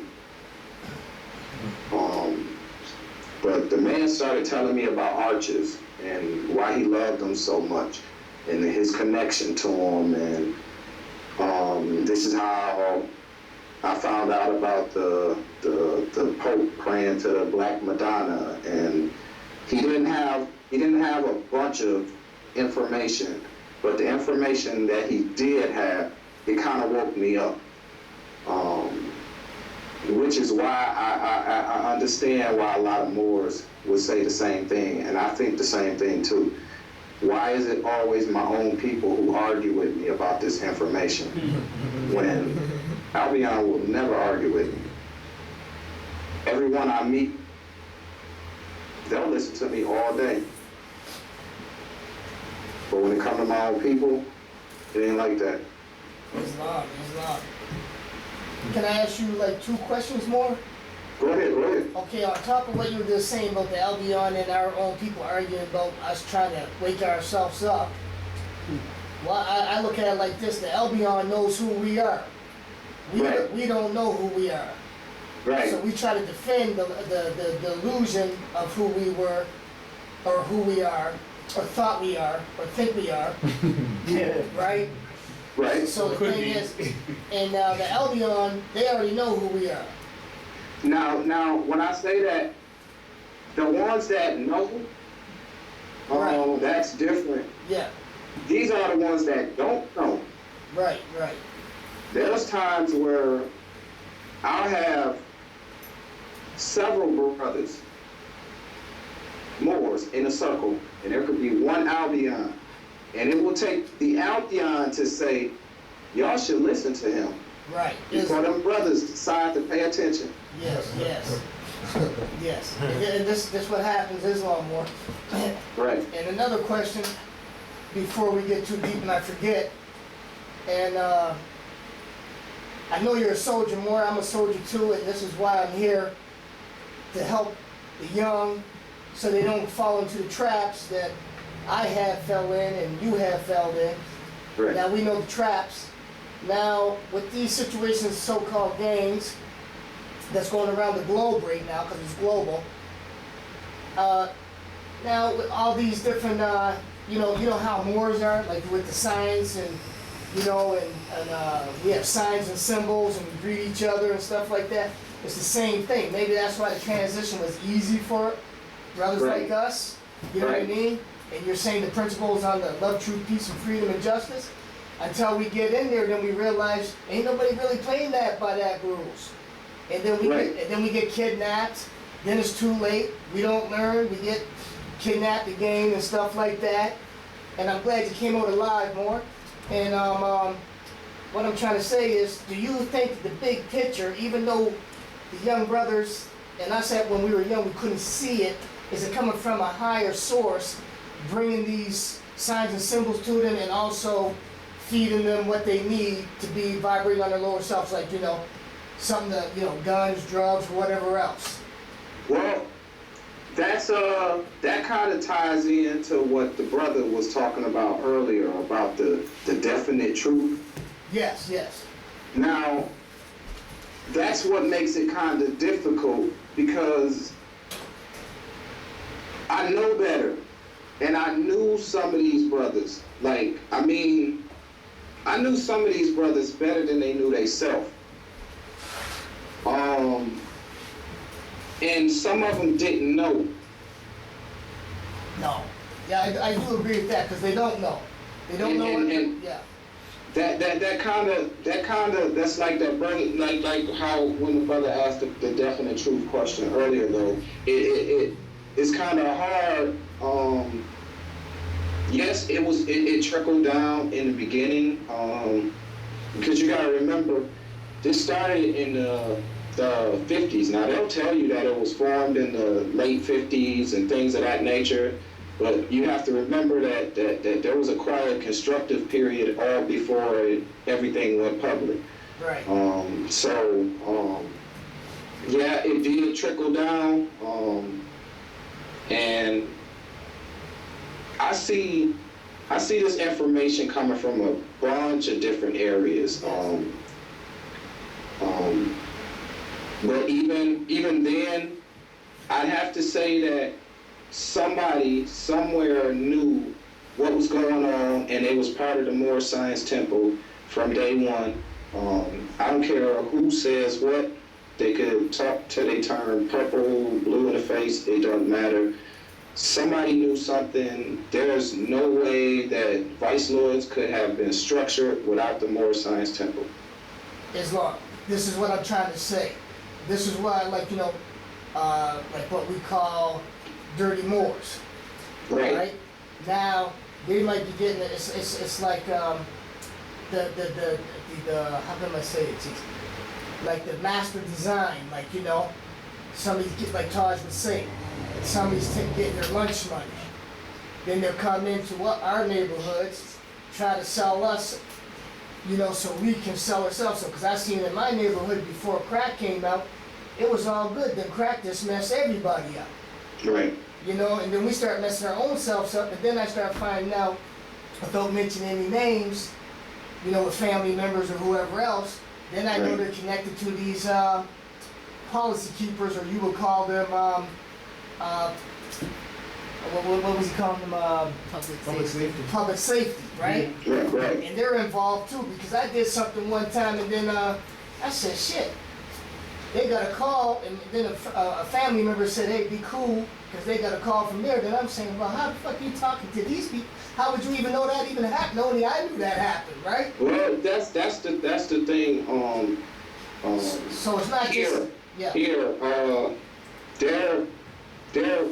there wasn't much that went on in this city that I kind of wasn't privy to at some point. Right. I don't want to get into your personal stuff. I'm just saying there's a bigger agenda. Right, there is, and I just say that much to say that you're right. Yeah. There is a bigger agenda. And the young people, our brothers and sisters, don't know because they think it's us that's running the show. Well, in all actuality, it's kind of, everything is so splintered nowadays. Right. That it's kind of easy for dirty Moors to blend in into almost anything now. Yes. And that's what kind of, I think, happened, because you can look back into the history of this all and realize that somebody had the right idea. Yes. In the beginning. Yes. There's no way that you will start, let's just say vice lords, conservative vice lords. Right. There's no way you will start this whole nation or movement of what's presumed to be a nation within a nation. Right.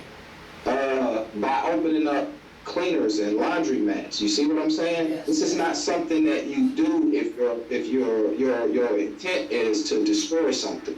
Exactly. So somebody at some point had the right idea.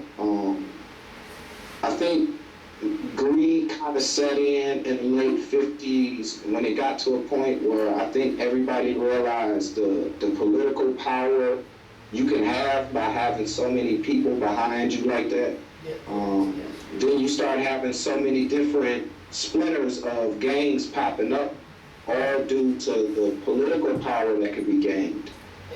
All we got to do is fill out some fake paperwork and say we're going to start a school, right. Or we're going to say we're going to start this, or we're going to say, and it was just taking all that money and just blowing it. Exactly. And this is why I asked that question, is because for the young ones that are getting caught up and, listening to all these rappers right now that's selling this, how do you get it? I got it and you don't. And the only way I think I can get it, and I can't read, I can't write, I got no education. I'm up here in the hood, in the ghetto, and I'm struggling on welfare, you know what I mean? And the only way is I'm looking over here at the family and saying, well, geez, they got it, I gotta get it. You know what I mean? How do I get it? But I don't know. There's a bigger agenda at the time because I never studied. I don't, like you said, we don't know what's going on. What would you say to the young brothers and sisters that are attracted by the illusion before they get kidnapped or get taken out or get put in a padded room?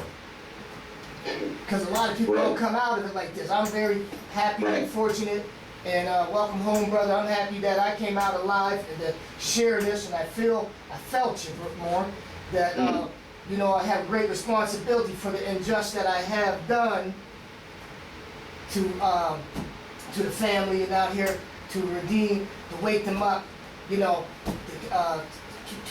to righteousness. I would say, me, I deal with everybody on a individual basis. It's kind of difficult to give one message to the whole masses, like the young brothers and sisters that are attracted to.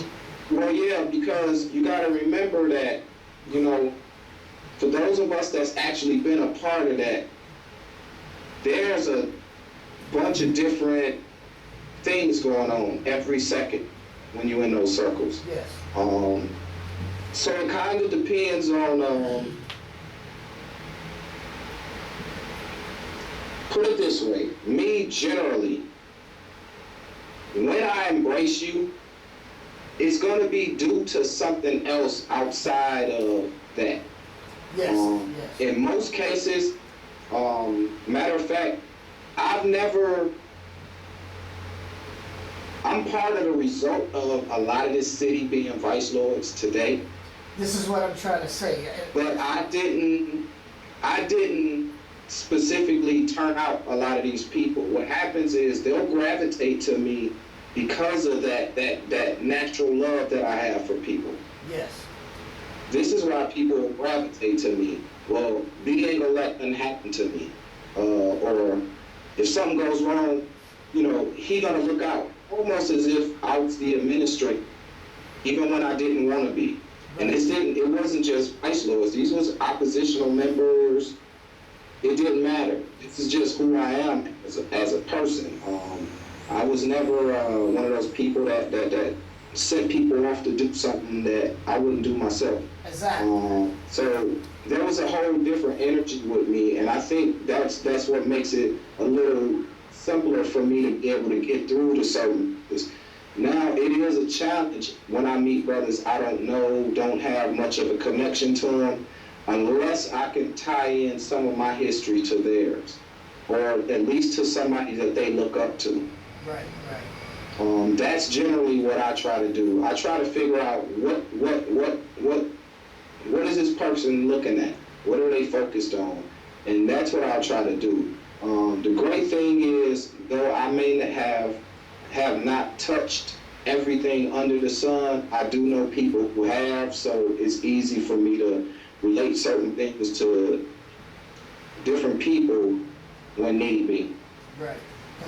It's because, like, you know, these days, they don't even have to be from the inner city. They can be from the suburbs, you know, and having a great life, but then all of a sudden they just want to start ripping wild, you know, and not listening and don't even have a clue what's really going on and what the dangers are out there, you know, because there are people out there playing for real, you know, and just trying to see from our personal experiences how we can try to deter them from going that way and try to get into right knowledge.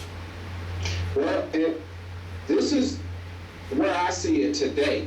Now, we all know that every day we're going to learn something new, and the level of our nobility is going to strengthen. So how I feel today might be 20 times stronger tomorrow. Yes. But at this point, the way I feel today is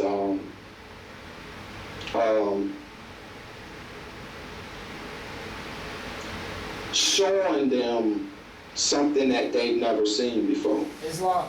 Like I said earlier, I've seen fezzes on Keith Street. Yes.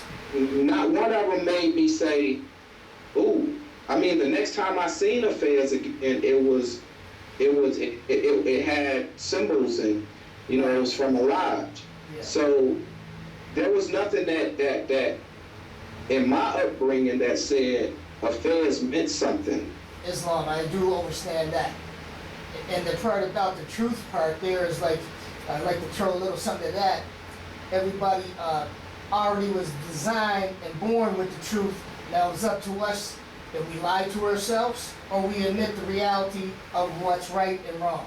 Right. And for gang members, even though it's a simple transition, I kind of think it's going to be difficult for a lot of them. Well, because in most cases, you're going to have one or two people that's making that transition. You have the active ones who know the literature and then come over to more science and realize, whoa, it's deeper than what I thought it was. They may have an easy time with the transition. What about those who decided, like me, it wasn't that I totally walked away from it. But when you have 6 children, and you want them all to do something that you never accomplished, Islam. this is why I was pushing for 16-year-old graduates and all of this. This is why I pushed so hard for what I was doing. And I had to stay away from a lot of people to make it happen. Islam. But when you're dealing with people with that mind state that says, I don't want anything to do with that because I need to do this over here, those are the ones that's going to be difficult to make that transition because it was for me. Because everything about a Moor said, damn, you gangbanging again.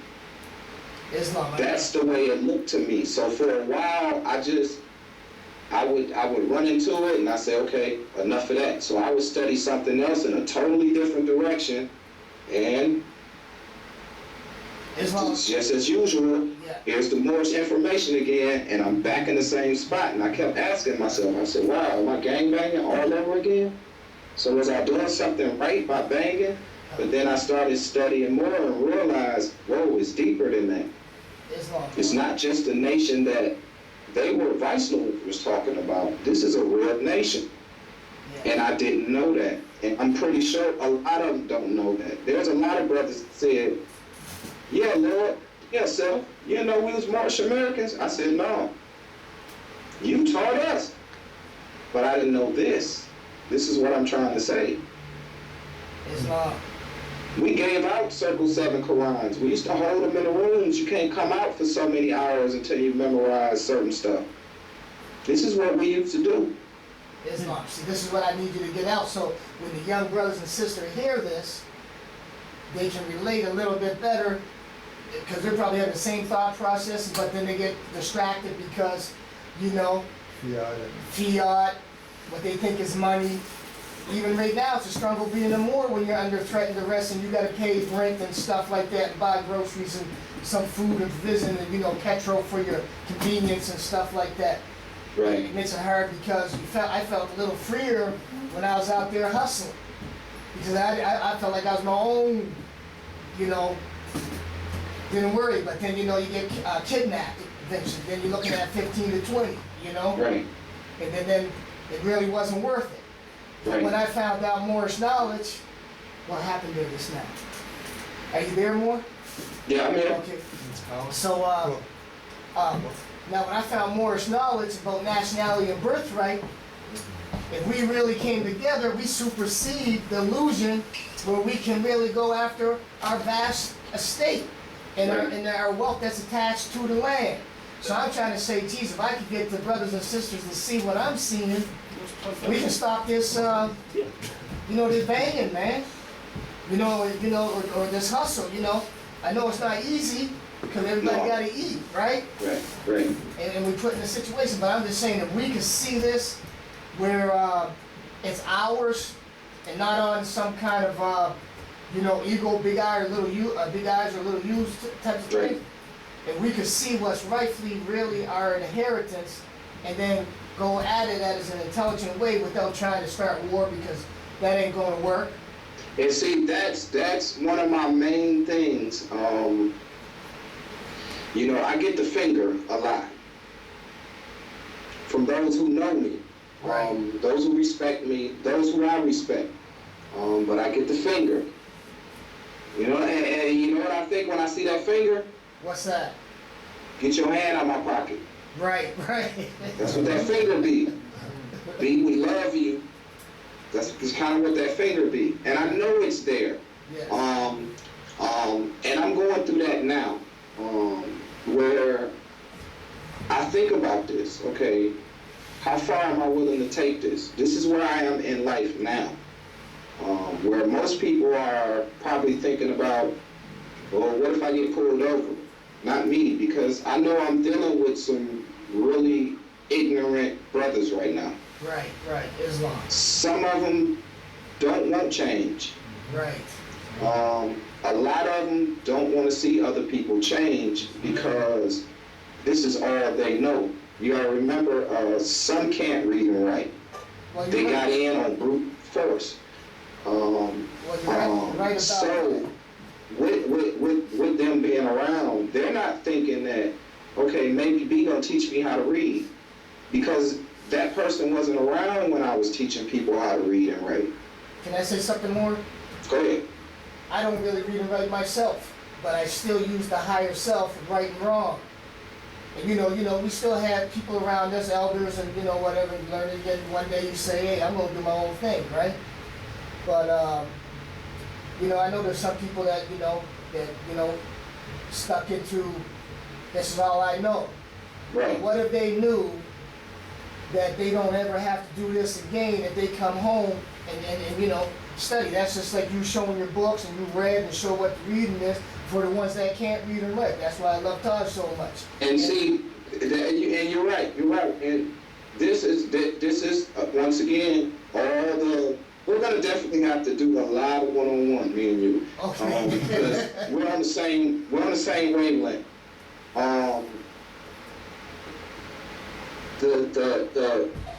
The thing about a lot of these individuals, now, I'm not worried about this any person. I'm not worried about any of them, for that matter. Let's state that for the record. Islam. We don't run from nobody, we're not going to get into that. No, I know. Anyway, Go ahead. The thing I'm trying to get to, though, is there are just certain individuals that the reason they won't step over, and you're right, and these are the same ones that will say, well, this is all I know. The reason that they won't step over, because I can't show them anything. Right. This is what I'm trying to do now, is to try to show them, and it's stressing me out.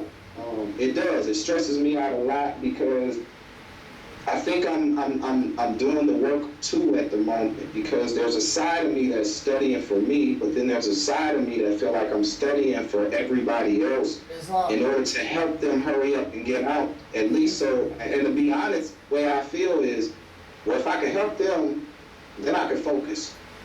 Yeah, I understand what you're saying, and then let's put it like this. Okay, even though we were talking about some, brothers and sisters out there just in the streets. Now we gotta talk about the Asiatic that's not in the streets, that have got good jobs, benefits, and everything like that, that don't realize they're wealthier than they can even imagine. Right. This is the whole family, and this is what I want to try to get out, by talking to you, and this goes out there in YouTube land and the computers and stuff. Speed up the process when we get this information out, just being ourselves, because we got a vast trust, and I'm not doing this just for the trust. I'm actually doing this so we can be free from this game that we've been put in and believe in, where we got to struggle, where we got to get ends meet to come to class and try to get about $10 together, or try to keep a class open in our own land. Just like you, if we don't pay our rent in our own land, or mortgages, or something in our own land, we're trapped in our own land. So if we can speed up this process, not putting pressure on the Moors, but if we speed up this process of being ourselves and our experience that you are sharing with us, You know what I mean? That somebody else can see that might not, you know, be able to come out here and share these experiences where you actually experience this. You know what I mean? Right. And like myself experienced this, but sometimes we experience this and they look at us and say, well, shit, how you gonna tell me? You can't even read and write, man. You've been over there doing this and doing that and all this, so you gonna tell me? But I'm trying to tell them now, you won't have to do this if you find this, because then we can reclaim back what's rightfully ours and we won't have to be worrying about what we think is money. Right. You see? Well, I find myself in that financial conversation with a lot of brothers and sisters. No, Mainly sisters. Sisters will really get in on me when it comes to finance, and I always try to let them know that I do. I know what it. I guess for me, and a lot of people that they know me personally, so that right away they're gonna say, well, there's no sense in talking about money with him. I never cared for money. Right. Ever. Right. When I hustled, it was for y'all. Right. That's what I did it for. I always grew up with this mind state. See, I understood power at a really young age. I understood that power could be taken from you real fast. Right. And by the time we moved to Milwaukee at about 6. By the time I was 8, I was living on the streets eating out of garbage cans for like 3 years. Right. So I was used to I had grown accustomed to not having anything or anybody around me.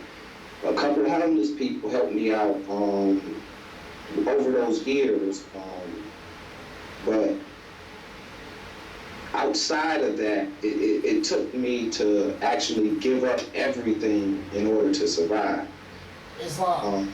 And that's why I am the way I am now. Well, yeah. I've never Worried about. Okay. Yeah. So yeah, I've never really, cared for money just because of that. I've always known that just as fast as you can get anything, it could be taken. As I started with the whole gang life, that was just confirmation, because now I became living proof that anything that you can get, I can take from you. Right. And I learned that really young. So I guess in that sense, I didn't really focus on that, and and not only because of the gang thing, but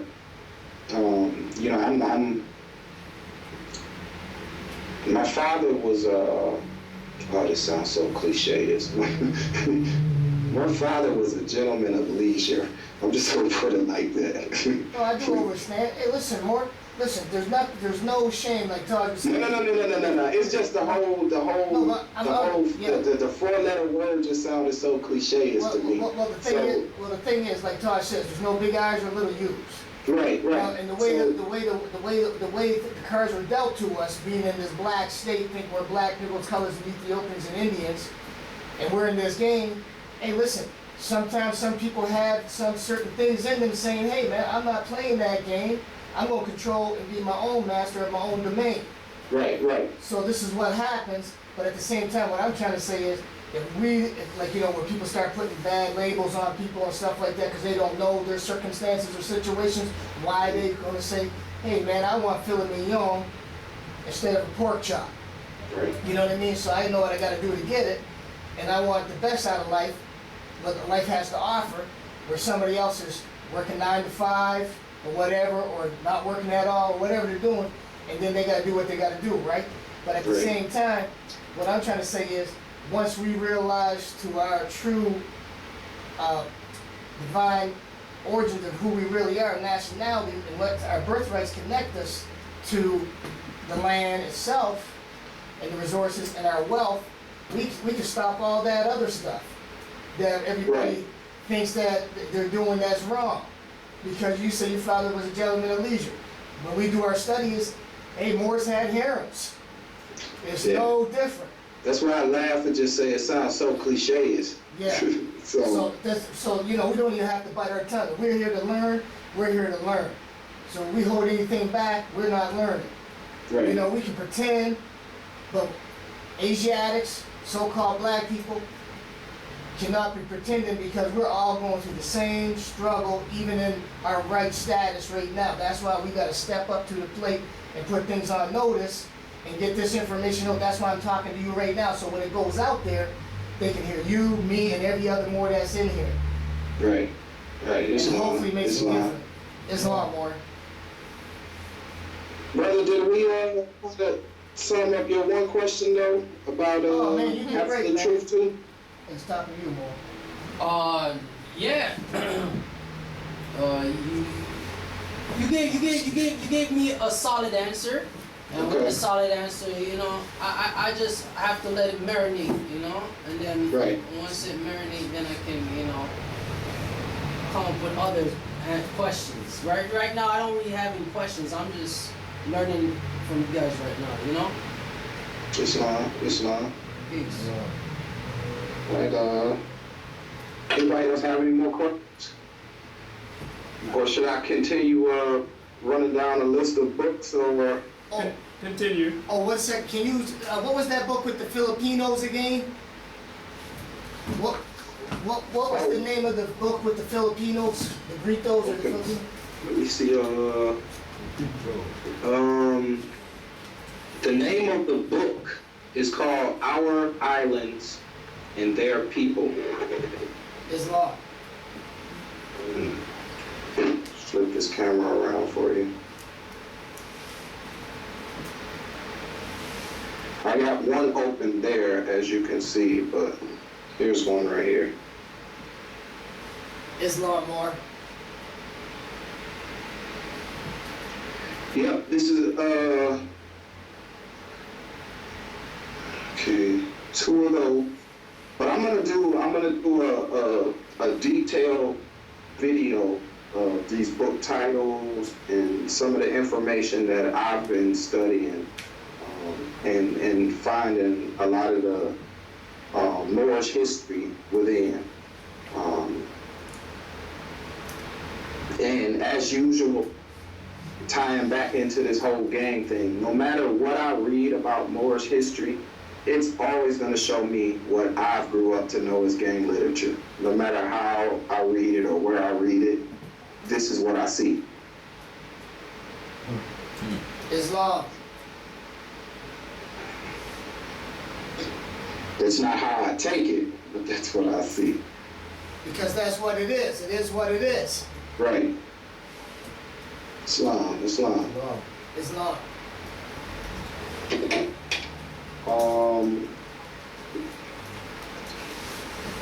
Are there any more questions? Yeah, one real quick one.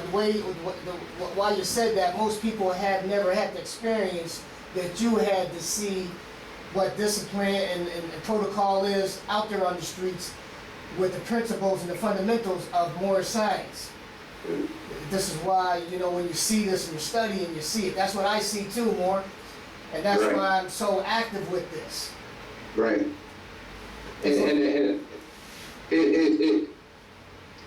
it actually, in a sense, it makes you feel good because you can recognize it from that aspect. And like I say, you know, I've always taught people to kill for those 5 principles. That was it. Take nothing less. But now, we gotta teach them to live for it. Yes. Same 5 principles. Yes. Yes, Islam. Islam. Well, we got about 20 minutes or so. But we usually close our class at about 7. Okay. So you know, we'll set up to do another one. But what I wanted you to touch on is how you got connected with Canaanland Moors. Like how you bumped into us, and what message do you have for the Moors in Canaanland with regard to exercising our nobility, or not even just for Canaanland, but you know, for Moors in general, going about being the nobles again?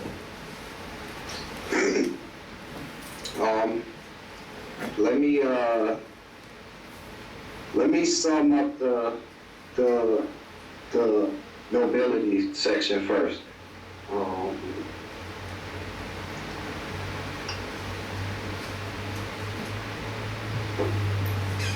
This is how I explain nobility.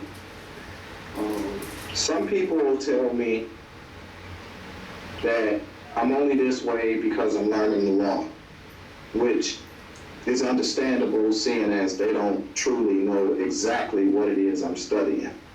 These are generally the people that try to tell me what it's not that I'm studying.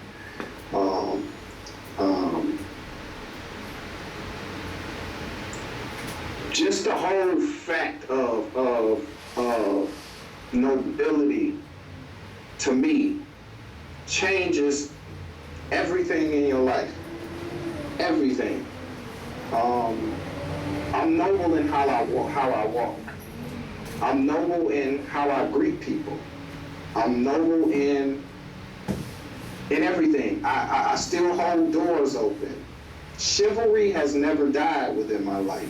Regardless of what I've been through in my life, I've always been polite. I've always been a gentleman about everything. So that whole, everything about being noble to me is natural. I used to have issues with people because I'd get tried because of the good nature. And people would just assume that, oh yeah, I could take advantage of him. And then we find out later otherwise. However, just the fact of just being who I was naturally, this is not something I tried to do. And I guess that's why I wanted to touch on this first, because I don't have a definite response or a specific response about being noble. It's really inside. It's something that nobody has to explain to you. You don't have to try to be it. You don't have to try to do it. It's just something that's natural. This is why I kind of have to scratch my head when I hear about a Moor in trouble. When I read about Moors in history, I just read about law-abiding people. That's it. I don't hear about Moors in trouble. The only time I hear about a Moor in a courtroom is because they wanted clarification to something, or something wasn't right and they wanted to make sure that this is clarified. Outside that, I don't see it. I have yet to actually read a case where Moors was actually out getting in trouble. It's just not what we do. We got too much stuff, other stuff to be doing than to be out getting in trouble, regardless of what it is. I understand that there's illegal kidnapping and a lot of fraudulent activity going on. That I do understand. But even then, in my research, what I find is, in history, they can barely even find us. We don't exist. They'll talk about a bunch of Moors in history, but you'll always read that they keep to themselves. They're very, very rarely out in public, or this is what I see. I don't see how we can find time to even get ourselves in situations. Once you get to a point of knowing this on the inside, you kind of feel goofy for even being in certain areas or being with certain people. I can't even have a conversation with certain people because I just know it's not right. Right, Islam. I'm gonna have a certain conversation with a specific individual, and 10 minutes later they'll be squatting in somebody's house that they don't have no business at. So this is the whole thing with me about being noble. It's not about following the law and not breaking laws. It's just about being who you naturally are. Islam. Whether you're from Canaanland, the Milwaukee territory, Philadelphia, it doesn't matter. If you are who you are who you say you are. There's no other thing you can be but noble. Islam. This is why when I called you Cujo, I didn't care about your temple, your association, your affiliations, who you kick it with, none of that. What I cared about is the fact that your energy said, that's the kind of person I want to be around. Islam. I feel like that could be one of my brothers or one of my cousins or a nephew or an uncle. The same way I seen Taj, the same way I seen Bobby Hemmett, the same way I seen Phil Valentine, Delbert Blair, Dr. Sebi. These are a lot of people that actually touched me spiritually during my growth. Regardless if a lot of them say they're Moors, because I'm learning that there's a lot of declared and proclaimed Moors that have not taken on a national title in their card holders. So y'all don't get it twisted. Islam, Moor. But there's a lot of people that actually did a lot for me, that's got me to the point where I am now. When I first heard Cujo, I remember thinking, I gotta get used to the accent. I did. I remember thinking, I gotta get used to the accent. Because everything about him, when you smile, I got a picture, I think it's on Facebook, where I'm standing there with my Uncle Chris, and I'm at my mother's funeral. If you look at that picture, you'll see Cujo's face within my uncle, because y'all got the same smile, the cheekbone, everything. So when I seen that, I was like, wow. I knew I had to get used to the accent. So I remember I used to just play Cujo's videos at first, and I wouldn't be looking. I would just play them. And this when I was doing body work on my cars. So if you go to my YouTube page, you will notice that I was always fixing on stuff. Whenever I'm doing a video, I'm always fixing something, showing people how to fix stuff or improve their house, their car, or whatever. And this was during all my studying time. So I would always go out in the garage and start doing whatever I needed to do out there, and I would just listen to him all the time. And after a while, one day his voice became so clear to me, as if I had the same accent or he didn't have one. And then everything changed for me. He was kind of the icing on the cake for everybody. Taj to me is like the elder that everybody got, that older uncle that ain't nobody gonna bother you because he related to you. That's kind of Taj to me. You know, that's that uncle that everybody know he there, so leave him alone. If he happen to call him, y'all, it's gonna get ugly.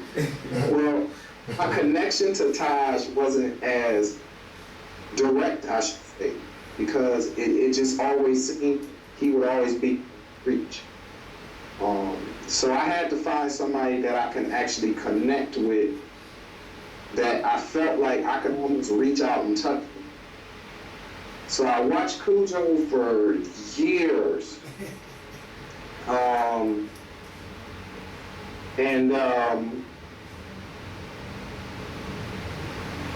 I learned the most from Cujo at the time when I think he probably thought he was teaching the less. When he started going back and forth SETI, that's when I learned the most, and I understood what the debates were all about, because I didn't like debates then. And thanks to Cujo, I understood them.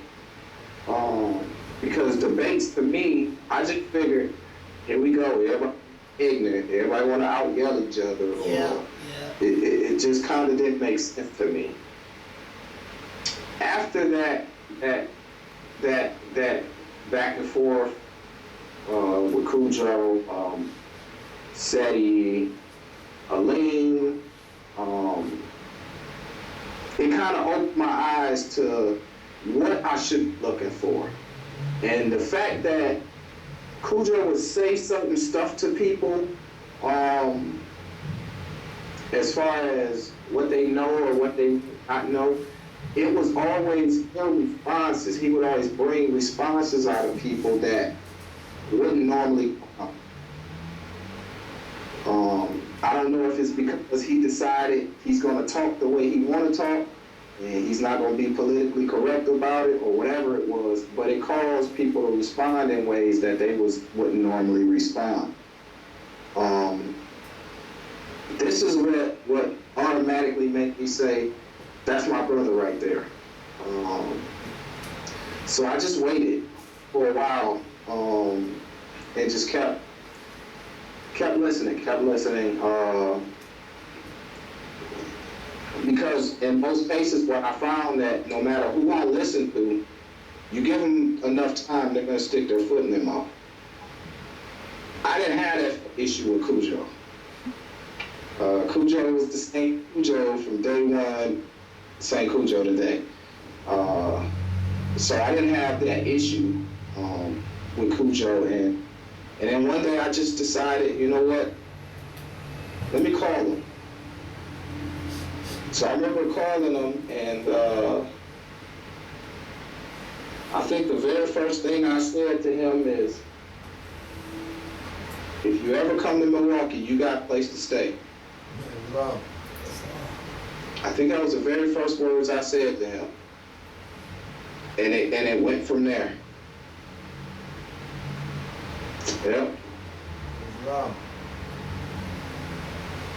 And that still stands today. You show up in Milwaukee County, you know where you sleep. and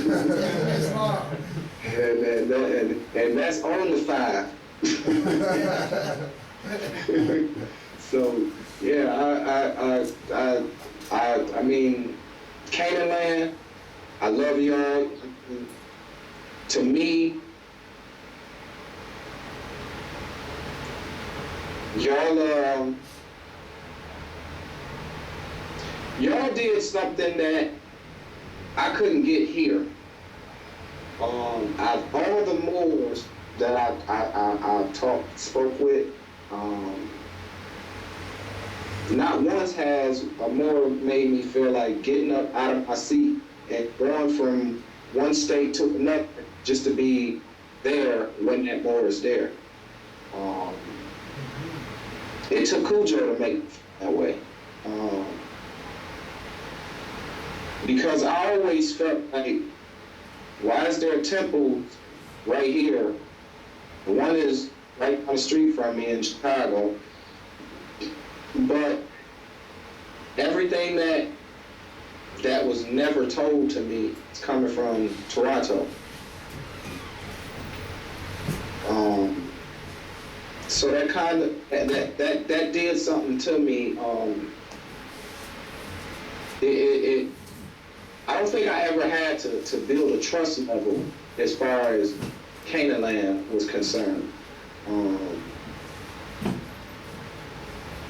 Cujo reminds me. He wants to get information out. It's almost as if, some people might think, well, I wonder who I would piss off. It's long, more. Cujo is kind of, he want to piss somebody off. You got ready with your name on it. So, and that's what I always love. He never, ever, he don't back down. He don't sugarcoat. He don't back down. He don't sugarcoat it. No, he don't sugarcoat it. He come with information that I think he made other people actually, and it's kind of how he just did me. Make me give a list of books I have and stuff like that. Normally when people would do that, they wasn't as detailed as Cujo. So he actually hold the book in the screen, and this would give me time enough to pause and go find the PDF. So it seems everything y'all talk about, no matter what y'all talking about in there, just know that I'm Googling it. I don't care what y'all talk about. If y'all speak on it, I'm Googling it. You're a scientist. Yeah, this is what made me, Cujo spoke on a book one time. And he said, yeah, I lost this book a long time ago. And I don't remember the name of the book. Oh yeah, He spoke Dirt. about Dirt. It was Dirt. Oh yeah? Yeah, Dirt.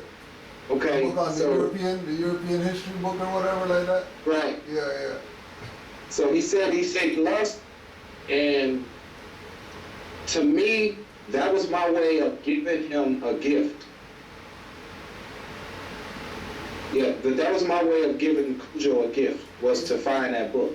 Islam. So when he spoke on it, I went to work.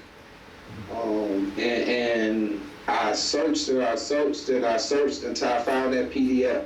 That probably was one of the happiest things I've done this year to date. Islam. More.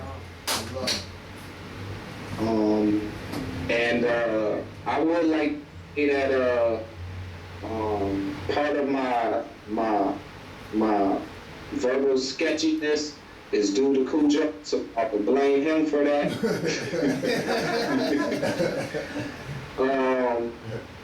The outro, the conclusion of the last video y'all did, don't blame it on the white man or the devil. All right. The last 2 minutes is so stuck in my head, and Cujo made me feel like I was just this, and I know y'all gonna say I am, but just let me say it. I'm this extraordinary individual, and I understand why he's saying it like that, and I'm honored for it. But it put a lot of pressure on me, brother. It did. Because I guess I wanted to make sure that I upheld what you spoke. And being able to get the information out, hopefully I got it detailed enough where people have a general understanding, and if there's any questions, anybody, or you know how I am, you can always contact. For sure. Islam, more give thanks. Islam. And we appreciate it. Oh yeah, let's give a Great first Skype. Yeah, good first Skype, more. Great first Skype. Yeah, great first Skype. Right. He's back there making me feel good. No, just tell the truth. We're just boosting you up for part 2. That's all. We knew you were a little nervous. I'm gonna be ready for part 2. We knew you were a little nervous at the beginning. No, you're all ready, more. Just keep doing what you're doing, more. We're looking out. We appreciate it. And we'll definitely be in touch. Okay. All right. And I'll get but Tallahassee, who you were having your conversation with, your one-on-one with. One-on-one. Right. I'm gonna get you his number, or get him your number, I mean, so y'all could chop it up. I'd rather be on the line for the closing prayer too. All right, Okay. for sure. All right, you can do that. All right, Mars. 5 on the left, 2 on the right.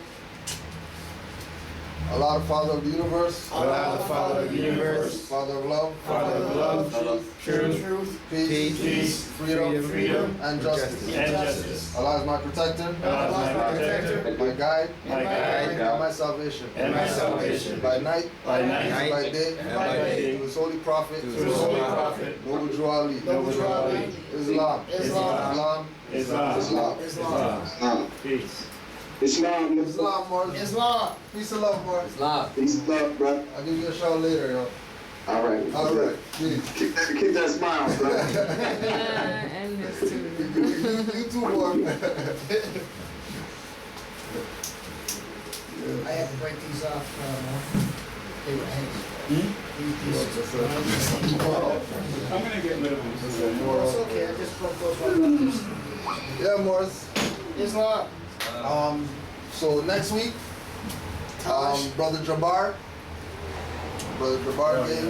Gainesville, follow the prophet, not false prophets. Right. It's going to be his lecture. And August 10th, Killer Priest concert. Iron Sheik and One Oak opening up for Killer Priest.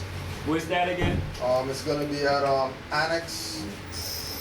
Bathurst and Bloor. It's on Blur, right? Or on Yeah, 794 Bathurst. Bathurst. Annex Rec Room. And then we have tickets, $15.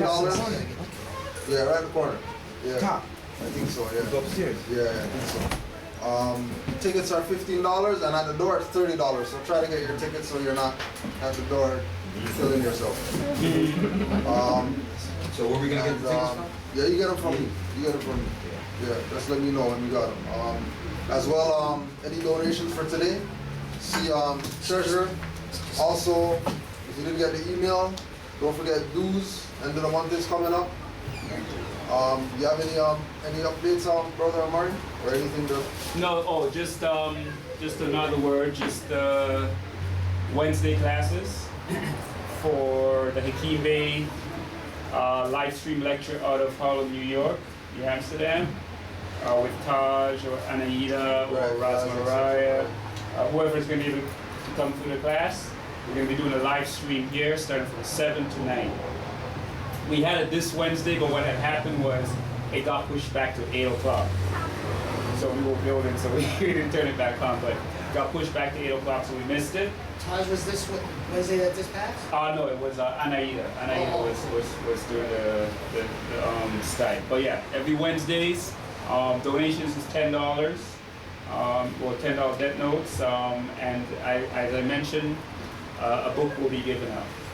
What's a book? Give it out like. One of the pamphlets that we have will be given out as a donation. And that's it for now. Any closing questions or anything like that? Everybody's good? You got any more off your chest there, Talas? Oh, you know me. We'll be here all night, man. We'll be here until about 3 o'clock in the morning. Yeah, I think that's it. So, welcome. Keep being welcome. You know what I mean? This is your temple. Love it, take care of it, and let's continue to keep this moving. Islam. Islam.